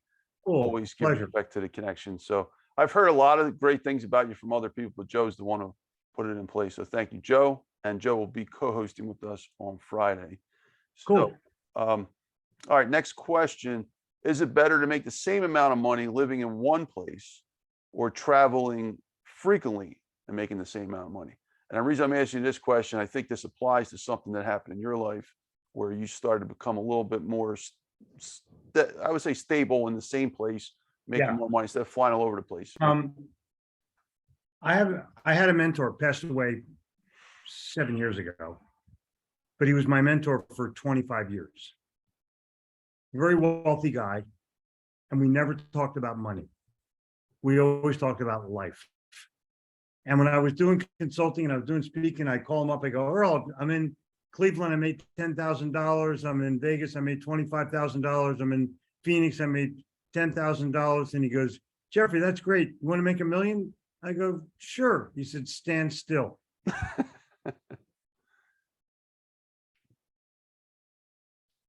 And when I began to stand still, I actually earned more dollars. Wow. So think about that. And that would be my answer to that question. If I could either travel all around and make money or stand still and make money, I would stand still and make money because that would allow me to travel to where I wanted to go rather than where I had to go. Yeah, and that's kind of where I was hitting at before. Like I see these great speakers that just travel all over the world speaking, and I have a hard time understanding that because I'm doing the exact opposite. I started as an online professor in 2008 when everybody thought I was crazy. It's I customized fun to get on an airplane and land someplace you've never been before. That makes It's sense. just not fun when you have to do it 10 times a month. Right. It's more fun when you can do it 2 or 3 times a month. And it's way more fun if you land in Paris. So the message of this is if you become a speaker and you can design your life where you do it on your terms and have spots and vacations that you want to visit and combine all that fun at one time, it's fly better. once a week, fly twice a month. That's plenty. That's words of wisdom. Thank you, Jeffrey. Jeffrey, how do you sell books in bulk to atypical places like airports? Well, airports don't sell books. They sell space. And if you want to be a bestseller in an airport, you buy the shelf space. You go to Hudson's or you go, whatever bookstore you're there, and you see books stacked up, they paid for that. And so you have to decide if you're going to invest or not. It's just that simple. So a guy named Mike Alden, he was on here. He'll be on Friday night too. I think you might have interviewed you. If not, I'll connect you. He's got a great podcast. He did the same strategy, and he really sold a crazy amount of books in airports, and he became like one of the top 2 or 3 for his book. And similar strategy. And it seems like there's a whole bunch of secrets behind this. But there's more to it now. It's a much more complicated business than it was in 2000 or 2005 or 2010. It's much more complex now, because if your book doesn't sell, it gets returned. So just because you have a book in a bookstore doesn't mean it's going to be sold. Right. So there has to be something behind it that drives the customer to the bookstore and says, oh, I know this guy. Oh, I know this book. I'm going to buy it. And that is created by social media now and word of mouth. Word of mouse and word of mouth will drive people to a bookstore, wherever it is, Barnes and Noble or the airport. Thank you, Jeffrey. Appreciate that. Jeffrey, next question. What is the purpose of sales? Maybe a minute. The purpose of sales. Oh. Purpose of sales. The subject of sales. I'm in sales to help other people. And I'm in sales to help other people win. And if the other person knows that you're there to help them and help them win, then it's no longer selling, it's helping. And that's how I've always thought about selling. I can help another person get more, do more, be more than they are if they do business with me. And then I win. And then actually everybody wins. So what is actually happening here with sales? What is sales? If you could say sales is in one sentence, what is sales?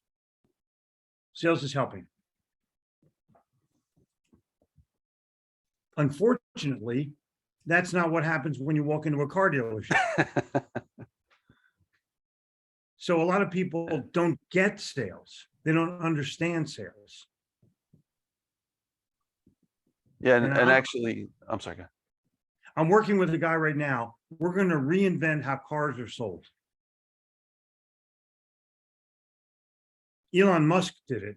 He put the buy now button online, and you can buy a $100,000 car without ever talking to a salesman. Wow. So think about that. And think about the fact that how many times have you been pissed off walking into a car dealership?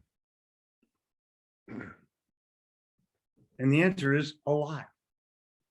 And so why would you try to sell somebody something for $50,000 and piss them off? It's ridiculous. So I'm about to reinvent that. That'll happen in another year or so. That's brilliant. Thank you, Jeffrey. And we'll Pleasure. Stay tuned for that one. I'll come back on when it's done. Exactly. And I'll bring the guy I'm working with. Hopefully it's Elon Musk. Yeah. It's a guy who's very successful in the car business. Okay. And he sells cars for 100,000 Porsches. Well, Joe Ingram was on here, and he's one of the top sales guys. So yeah, and then we'll talk about that on Clubhouse. Oh, by the way, Lisa Copeland was on here as well. She's one of the top salespeople in the auto. For some reason, the auto business that seems to be very popular for putting their top Very sales. polarizing too. Yeah, that's true. Because most car sales guys smoke cigarettes and drink coffee, and they smell like coffee and cigarettes when you talk to them. Yeah, if you don't like coffee and cigarettes, that's going to be a bad experience. Bingo. Bingo. Thank you, Jeffrey. Jeffrey, next question. What is marketing? So you're also a great marketer. You don't really promote that much, but I know what you do, and you actually have a whole bunch of skill sets that are really not exposed that much or hidden to the public. What is marketing? I use marketing to put my content in front of people that can say yes to me. and I do it for free. I promote rather than advertise. People think marketing is advertising. It is not. Marketing is promotion to someone that could potentially buy from you. And if they perceive a value, then they will call you and want to buy. Or you can leave a link and say, click the link. There's all kinds of ways that you can get response. But the bottom line is, if I don't perceive there's a value there, I'm going to flip the page or I'm going to go to the next thing. I'm not going to bother with that person. There, you're on Instagram yourself. I'm a sucker for Instagram. I'm a sucker for whatever they sell, whatever it peels an orange, whatever it chops up an egg. I buy the damn thing. And I'll get something in the mail that's weird, and my wife will go, Instagram? I go, yeah. But I'm a buyer. And the same way I buy, I try to promote so I can sell. I want other people to buy as well. I just don't spend money advertising. Well, that's not true. We'll do some Facebook stuff or we'll do some online stuff, but for the most part, no. I have thousands of followers on LinkedIn, and that's where I'll go. I have thousands of followers on Facebook, and that's where I'll go. I have thousands of subscribers on YouTube, and that's where I'll go. And I can make an announcement that will sell thousands of books. So Jeffrey, next question, which is really bringing this all home. So we talked about what is sales, what is marketing. What is more important to a business, sales or marketing? What is that relationship between sales and marketing? First of all, there has to be harmony. Marketing can't do something that sales can't fulfill. And sales can't do something that marketing shouldn't be aware of. The object of marketing is to harmonize with sales so that they deliver leads that will potentially buy. Beautiful. Yeah. It's not about branding. It's about producing qualified prospects who want to buy. And when you do that, and this is for smaller companies now, it's not about like Coca-Cola or Kleenex that can just go out and talk about their brand and how great it is. I'm talking about companies that want new clients, companies that want to sell a refrigerator, people that want to do something that eventually creates a sale, that ends up in a sale, where the outcome is someone buys something. And so marketing has to be understanding of how to make that message actionable messaging, not messaging that doesn't do anything. And to me, that's what I do. I create those messages for people to be able to feel good about their own circumstance and want more of what I'm offering. I want them to feel like this is something for them. This is something where they use it and they benefit from it. And that's the whole deal. Brilliant response. Thank you, Jeffrey. Appreciate that. Jeffrey, your top 3 best sales tips, maybe a minute or so. I walk in to a customer's office and I ask them one question, and I ask the same question every single time. Where did you grow up? I know you grew up in Philly. What did that do for us as a result of an initial conversation? Everything. Right. If you really know Philly, like I know Philly, then that everything, because we know all our same tastes. We know all the famous delicatessen. I got the mug. It's not like oh yeah, I've been here. No. I've been to 1,000 Phillies games. When the Phillies blew the pennant in 1964, we bought season tickets in 1965 and went to 81 home games. 81 home games. Never missed a game. And the Phillies finished 5th, but it was Richie Allen's best year. It was the best year I ever went to ball games. It was just phenomenal. Absolutely phenomenal. And, I watched everything happen in football. I watched everything happen. I watched Wilt Chamberlain and Julius Erving play basketball. So it's a Philly thing. If you're involved in the city, I love the city. I love the food. And the ambiance can't be beat. It's a little dark right now, but I think it'll come back. Jeffrey, it's almost like you're reading my next question, but let's finish that thought, because you're gonna be shocked when you hear that question. Like, how did he know Oh, that? no. All right. So what's the other two best sales tips? Oh, the other two best sales tips. I engage with humor, and I make sure that I bring an idea to every sales call, not a pitch. I ask, where'd you grow up? Because that creates emotional engagement.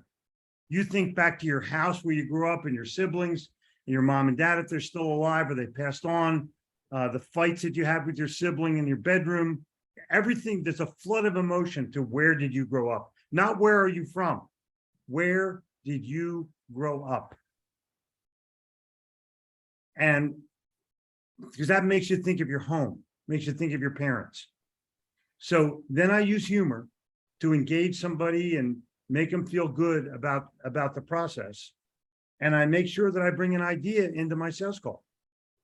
If I don't have an idea for somebody, then all I'm doing is going through a bunch of slides and it's like stupid. Yeah, you're trying to serve them, trying to help out. Yep. Brilliant, Jeffrey. Jeffrey, my next question, and this is why I said what I said. Why do you love Philadelphia? And by the way, before you answer that question, how did you know that was going to be my next question? It's like you're Oh looking. my gosh. I didn't know, but we're both passionate Philadelphians. Yeah. Like, I love my city. It's my city. You know, I've been to the Franklin Institute 50 times, maybe 100. I've never counted when I was in high school. I go by myself, take the bus into the city, meet my cousin there or some friend there, hang around the city all day, have a hamburger for 99 cents or a slice of pizza for 50 cents and go home. And I could go by myself. Oh, hold on. Don't pause. Okay. Jen, it was the wrong thing. I'm still on. I'll call you back in a little. I'll call you back in a little bit. Okay. Okay. I love you. Bye. Wife. I heard Jeffrey that you pick up your phone for certain people. It doesn't matter where you are. Like, I think Kyle Wilson was saying, you were literally on stage and like, I'm on stage. Like, I'm going up. Like, Right. I'll call Harvey you back. Mackay called me.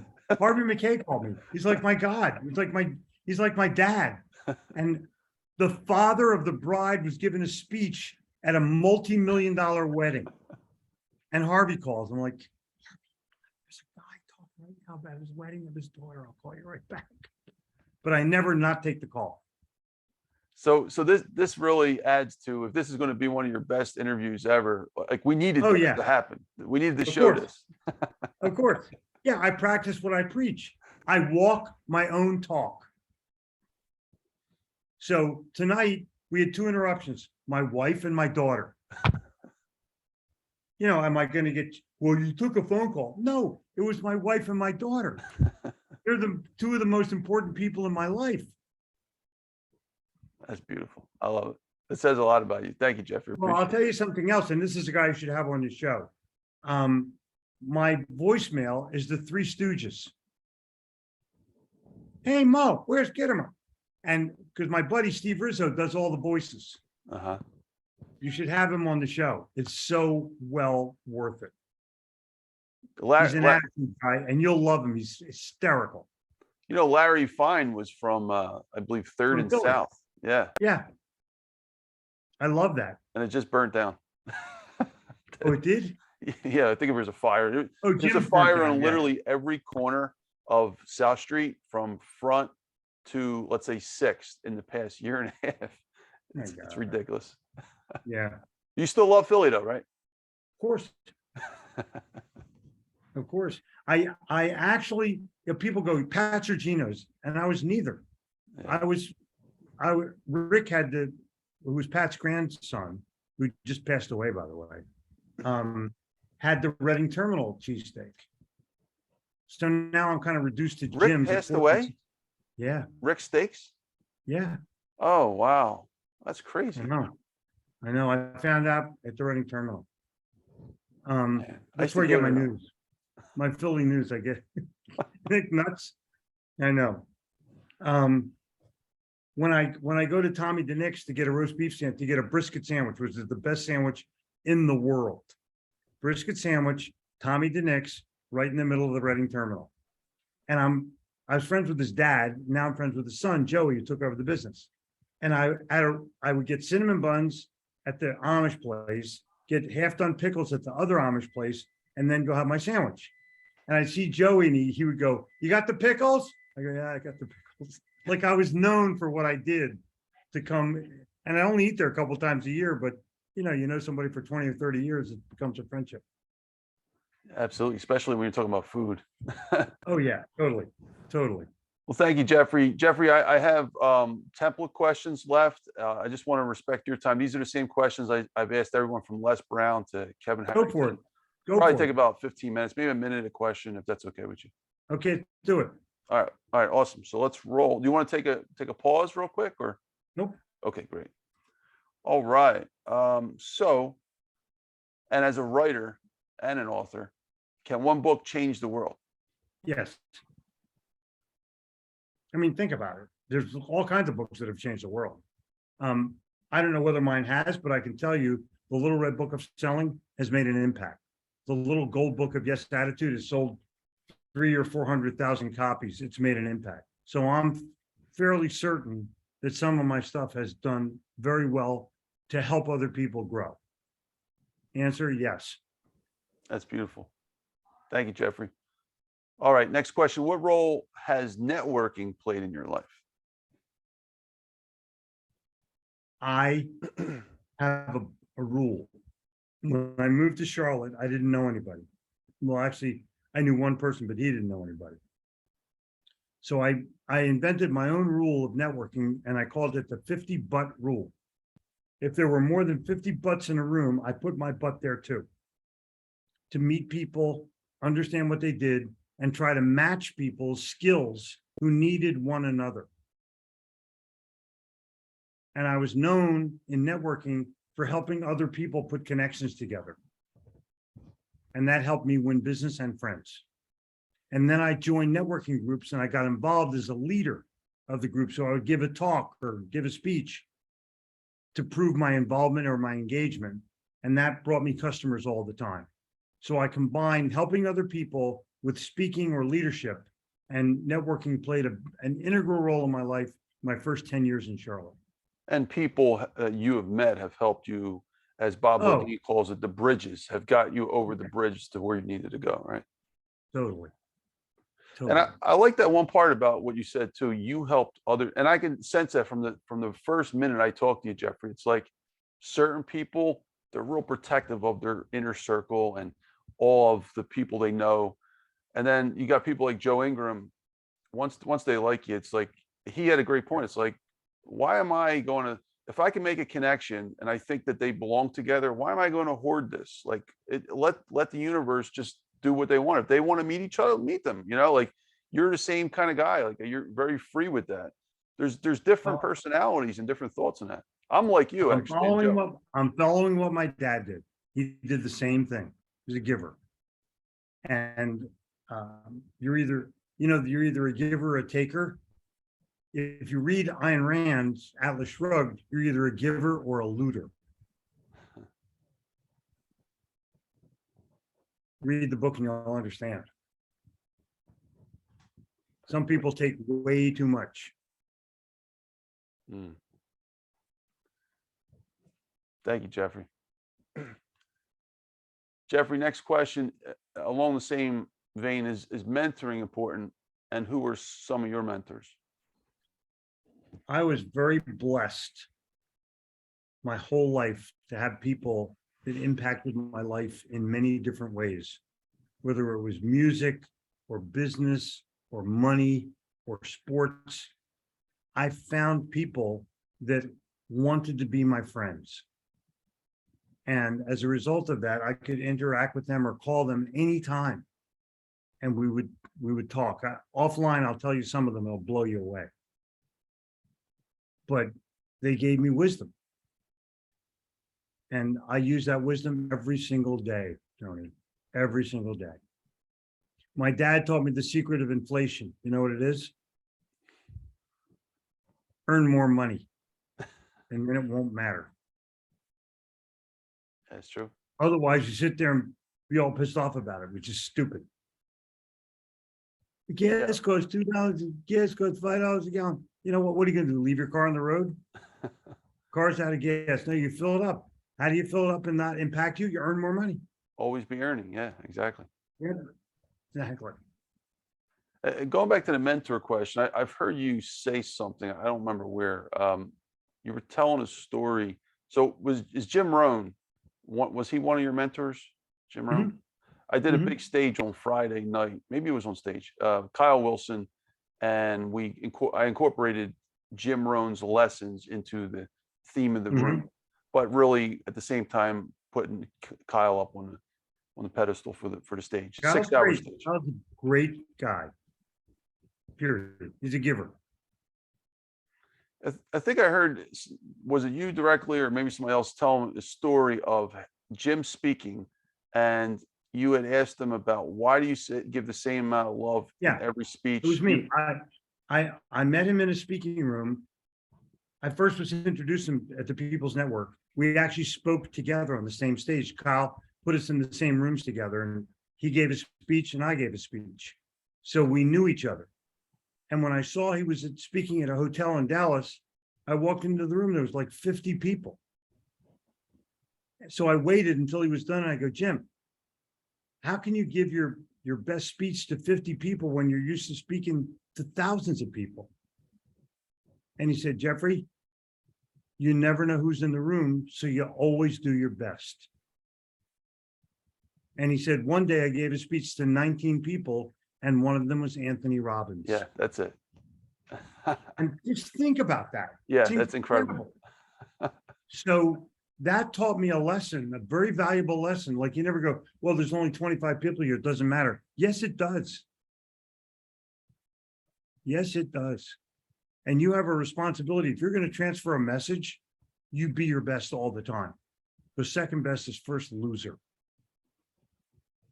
Second best is first loser. That's true. Every time. You know, Michael Phelps won 8 gold medals in the Olympics in Australia. Name one guy that came in second.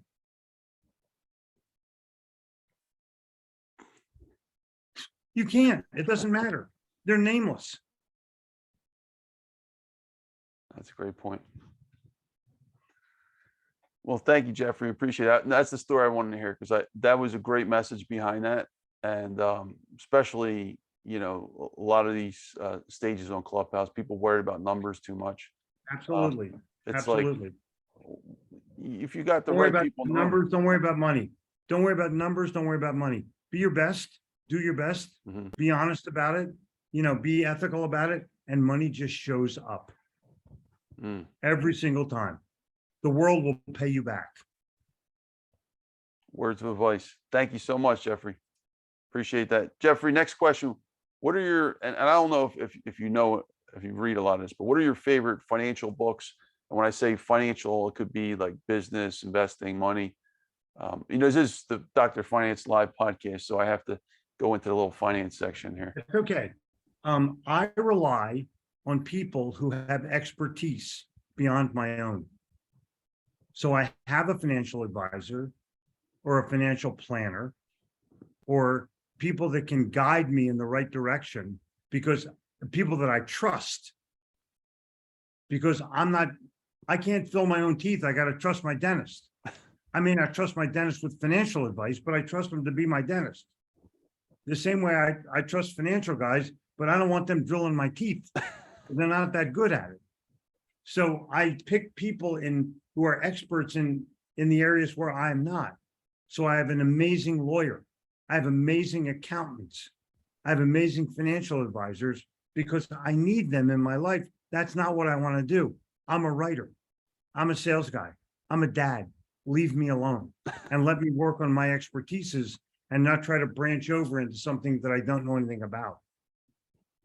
So I would, if anybody's listening to this and you're wondering, how do I get the best financial advice? Find somebody you trust who's successful. I mean, that's the best way to do it. You give a Finance Live podcast, obviously, to help people with their money. And, you know, I'll give you 10 names when we're on offline of people that I trust with my money. And so far it's working. Now, it's only been 25 years, so I don't know if it's working or not. I'll give you another 25 years and then that's it. I'm going to quit.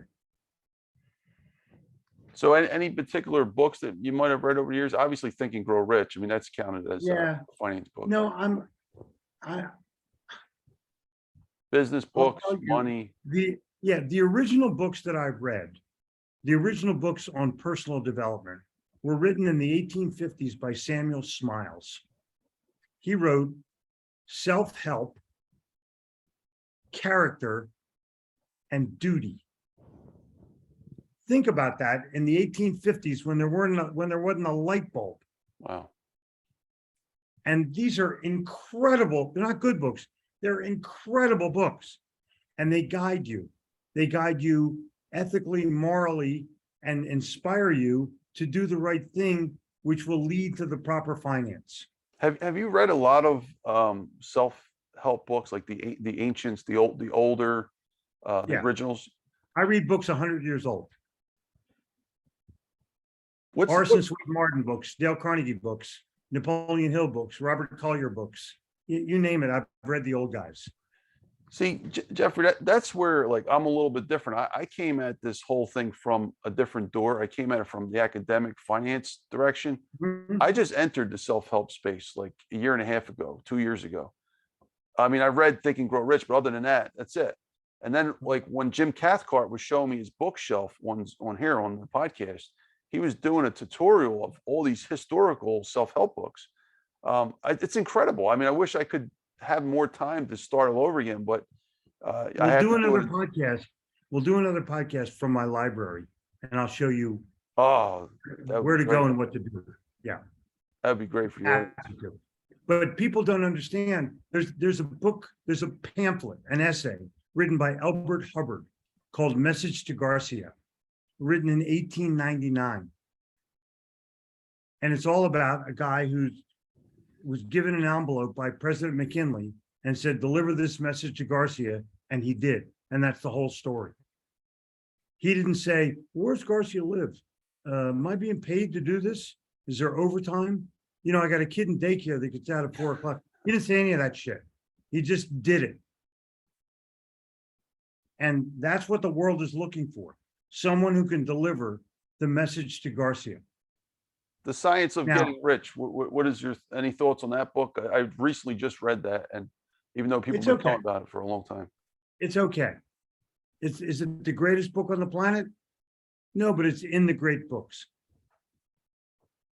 Old, you have to get through the grammar, you have to get through the writing style, but it's cool. Did he get the Wallace Wattles get his ideas from someone else? Because the reason I'm asking is because Napoleon Hill gets his ideas, some of his ideas from Wallace. He doesn't really get much credit. Does Wallace get his ideas from people like going back to what you were saying, 1850? Those people? Yeah, everyone did. If you look, Napoleon Hill in 1919 listed half a dozen books that salespeople should own or the business people should own. 4 of them were by Orson Swett Martin.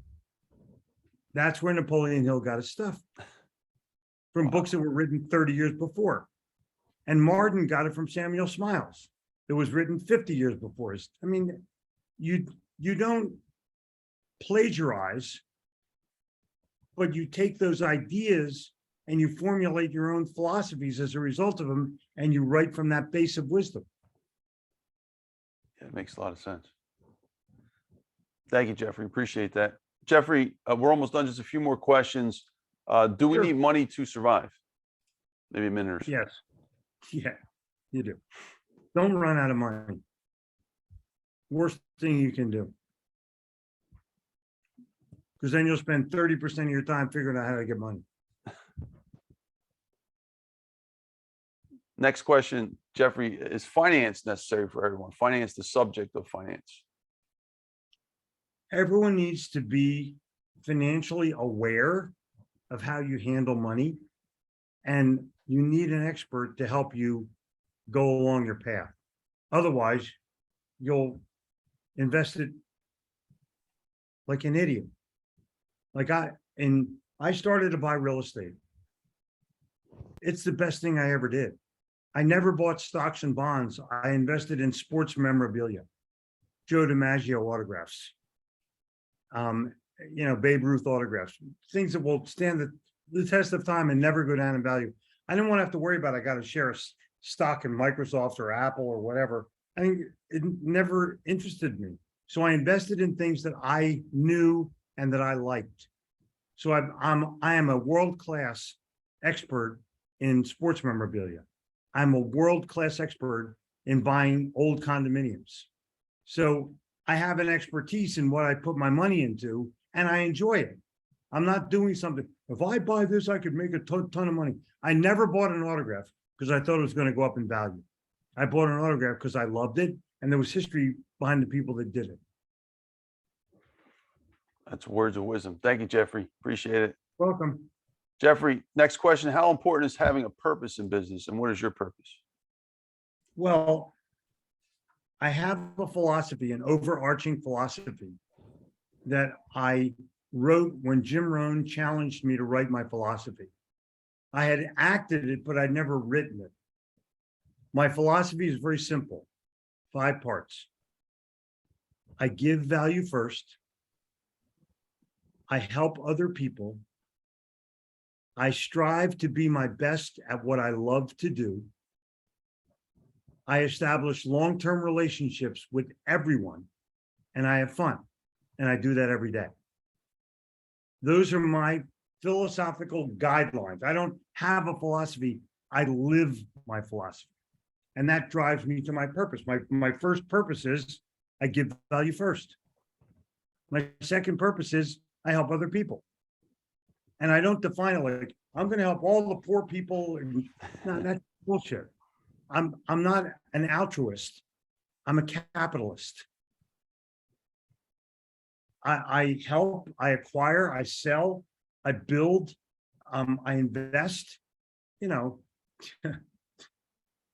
me put it to you this pretty interestingly. I'm driving across the river to Temple University from New Jersey every day. Benjamin Franklin Bridge from Camden or from Haddonfield going into Philadelphia. And there's a big mission right under the bridge, a place where poor people go and get a meal. And there was a neon sign that said, Jesus saves. Big neon thing blinking on and off. And one day, somebody climbed up on the sign and spray painted, Moses invests. And Tony was there for years. And every morning we'd ride by that sign and go, damn. And so that told me I'm going to invest. I'm going to make sure that I take what I got and I'm going to put it someplace that I love to put it so I can see it. I'm not going to put it in a safe deposit box and buy diamonds or anything. I'm not going to do that crap. I'm going to make sure that I invest in things that I love. Now, it turns out that they were good investments. Was I smart? I don't know. I have no idea. Because a lot of people that are way smarter than I am lost everything because they were so smart. They invested in shit that they invested in business that turned to shit. I guess I got lucky. Well, let me tell you about luck, okay? One of my mentors, who owned when I was doing textile screen printing, I ended up doing consulting for companies that sold screen printing machines and supplies. And the guy who owned the company with his brother was a father image to me. And he would always pick me up at my hotel and bring me into his company as I'm doing consulting. Literally pick me up at my hotel. And I said, Mel, his name is Mel Green. I said, Mel, you're the luckiest guy I know. Every single thing that you do turns into gold. And he looks at me and he goes, Jeffrey, hard work makes luck. And I was like, oh my God. I live with that. I live with that, with his legacy implanted in my brain. Hard work makes luck. Isn't that cool? That's brilliant. And you work your ass off, somehow the harder you work, the luckier you become. I mean, Tony, do you sit around and wait, or do you work your ass off? You have to work. You got to keep working to put the luck into your favor. I mean, I think Louis Ooh. Pasteur said it properly. I can't quote the exact quote, but basically, fortune brings and preparedness brings luck to the individual because you're working. You're bringing luck because you're prepared. You're prepared for that moment. So, Louis Pasteur Pasteur, yeah, I'm sorry. lived on Ile Saint-Louis in Paris. I walk by his old house whenever I'm in Paris. Marie Curie, Louis Pasteur lived in the same neighborhood. And coincidentally, it's the home of Berthelon ice cream, which is the best ice cream in the world. It's a little island right behind Notre Dame Cathedral. Unbelievable. Wow. Yeah, that's history for you. Yep. So It's also inspiration. that's true. So Jeffrey, just to conclude on that question, you're saying it is important to have a purpose if you're in business, Yeah. If you don't, why do you get up in the morning? right? To make more money? Eventually that gets old. You do something that helps you earn money. Hmm. Your goal is not to amass a pile of money. Your goal is to help other people and do something worthwhile, and the money just shows up. That's brilliant. And Bob Berg, he said it on stage one time. He said to make it like think of it as a target board, and the bullseye most people think is the money, but really the bullseye is serving. And when you hit the bullseye, the reward is the money. Of course. Because you hit the bullseye. It's the other way around. Of course. Bob Berg is exactly right. Thank you, Jeffrey. Doing great. Got 2 questions left. What would you like to accomplish in the next 10 years or so, and why? I want to see my youngest daughter. I have 4 daughters and 4 granddaughters, all girls all the time.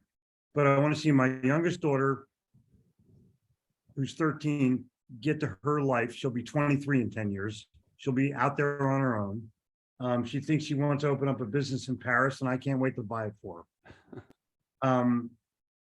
That's number 1. Number 2, I want to make sure I maintain my health, because that's real important in growing older.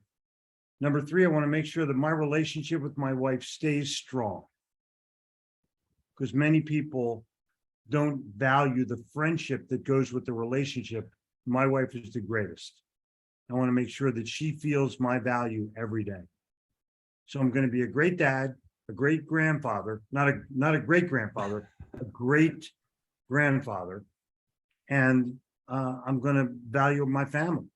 I'm going to keep everybody together and keep everybody in harmony. I'm also going to write 10 books, but that's a byproduct. Because if I'm not happy at home, I'm never going to be happy at work. That is brilliant. You said that. And that's a very important thing, folks. What he's saying. If you're happy and you're healthy, you can achieve.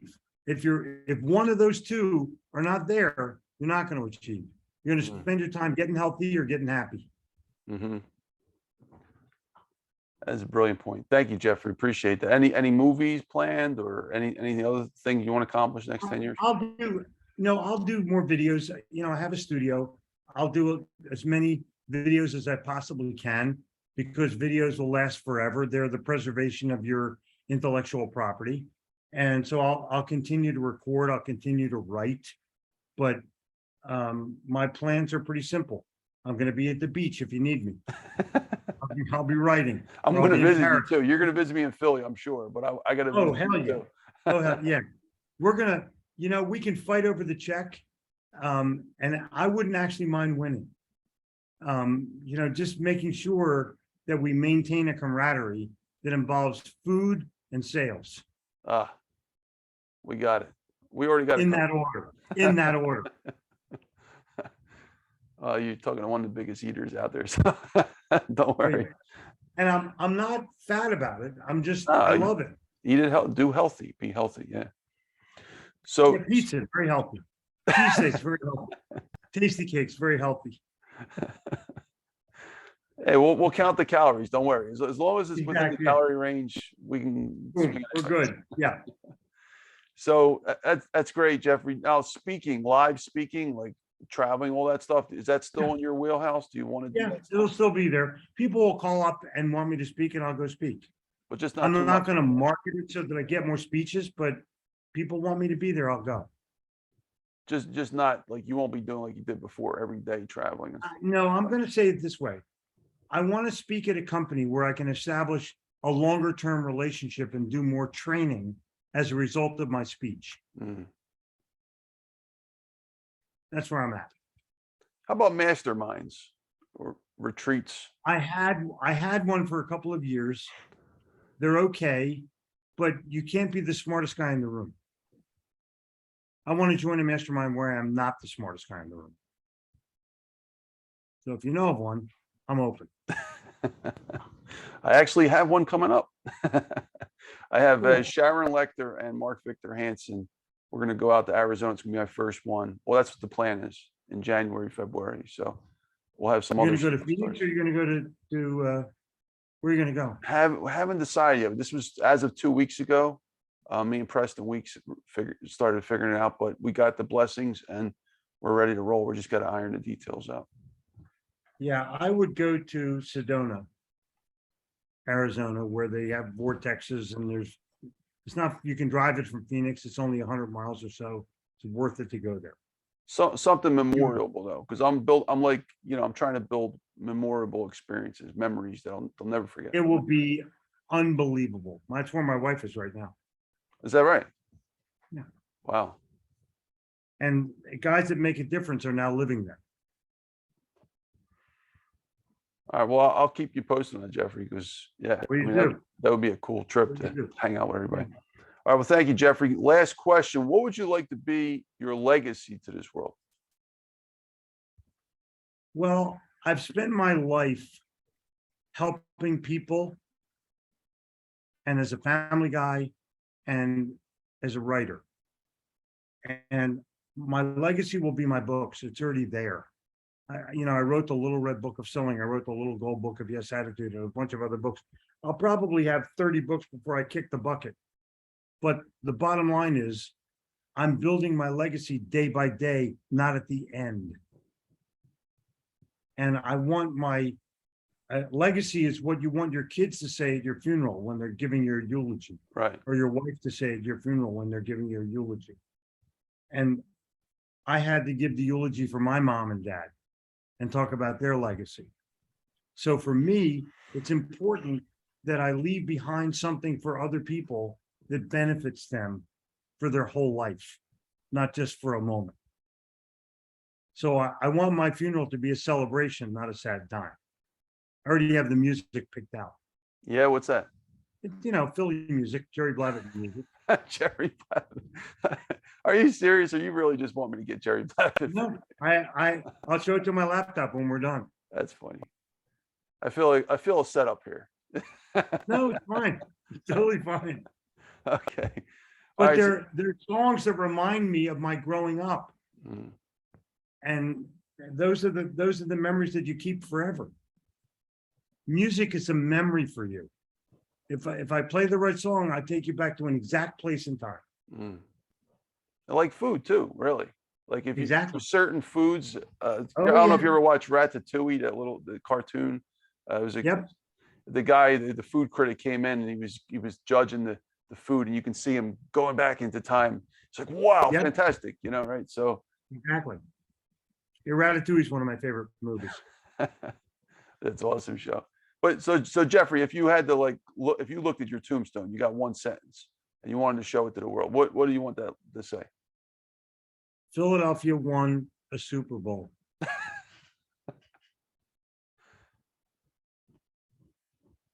Yeah. I don't want anything on my tombstone that's not a reflection of my life. Father, friend, husband, helper.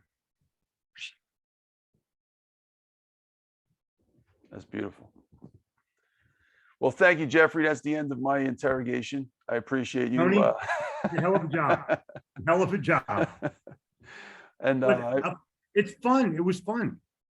yeah, absolutely. Yeah, Jeffrey, I really like you, man. You're a cool guy, and I know we just met, but like you said, when you instantly hit it off with somebody. So I'm looking forward to you coming to Philly and hanging out and Me too. doing other great things. So Clubhouse folks, this Friday, Jeffrey's coming on the whim. What a sport. My butt will be there. I'll bring mine too. And I'll see, bring Jeffrey, mine I too. got a little humor too, right? Like you can talk. You got it. All right. I will talk to you. Tony, thank you for this opportunity. If anybody wants me, you can just go to Gitomer.com. I'm easy. You can find me. Clubhouse, Friday. It'll be a celebration. Yeah, folks, that's this Friday. It's July 9th, 2022, 7 to 9 p.m. Eastern time. Jeffrey, any last minute thoughts you'd like You to think conclude? it's July 9th or you think it's September 9th? Why do I keep saying it's the second time I said July? I guess I don't want the summer to end. It's like Boom. September So it's 9th. September 9th. Thank you. No problem. And I'll be there. I was seeing if you were paying attention. My words of wisdom are stay away from idiots. That's great. What's your social media site you're on again? I'm on every social media. Just type in Gitomer and I'll pop up everywhere. Okay. Or Jeffrey Gitomer and I'll pop up everywhere. Any other thoughts before we conclude? Yeah, join Friday night so we can continue this conversation. All right, awesome. Thank you, Jeffrey. Again, I want to thank you for being here. My What an pleasure, honor. Tom. If you can just hang on just a moment, I'm going to walk you out. Folks, we got Jeffrey Gitomer here, folks, Hall of Fame speaker, and check him out on his website as well. So thank you, folks. You've been watching Dr. Finance Live podcast. I'm Dr. Anthony Criniti IV, also known as Dr. Finance. Here's my website, drfinance.info. Definitely check it out. This podcast will be going out to YouTube and 20 plus major podcast directories. We're gonna build it out big time. Don't forget to follow, like, and subscribe, and comment where necessary. I got 3 major books also. Don't forget, if you want to learn about finance, I'm the author and writer of The Necessity of Finance. I wrote that as a university professor about 10 years ago for my students, which led to the most important lessons in economics and finance. And then my final book, The Survival of the Richest, about 500 plus page book going out to you folks. If you want to get great sleep at night, I'm just kidding.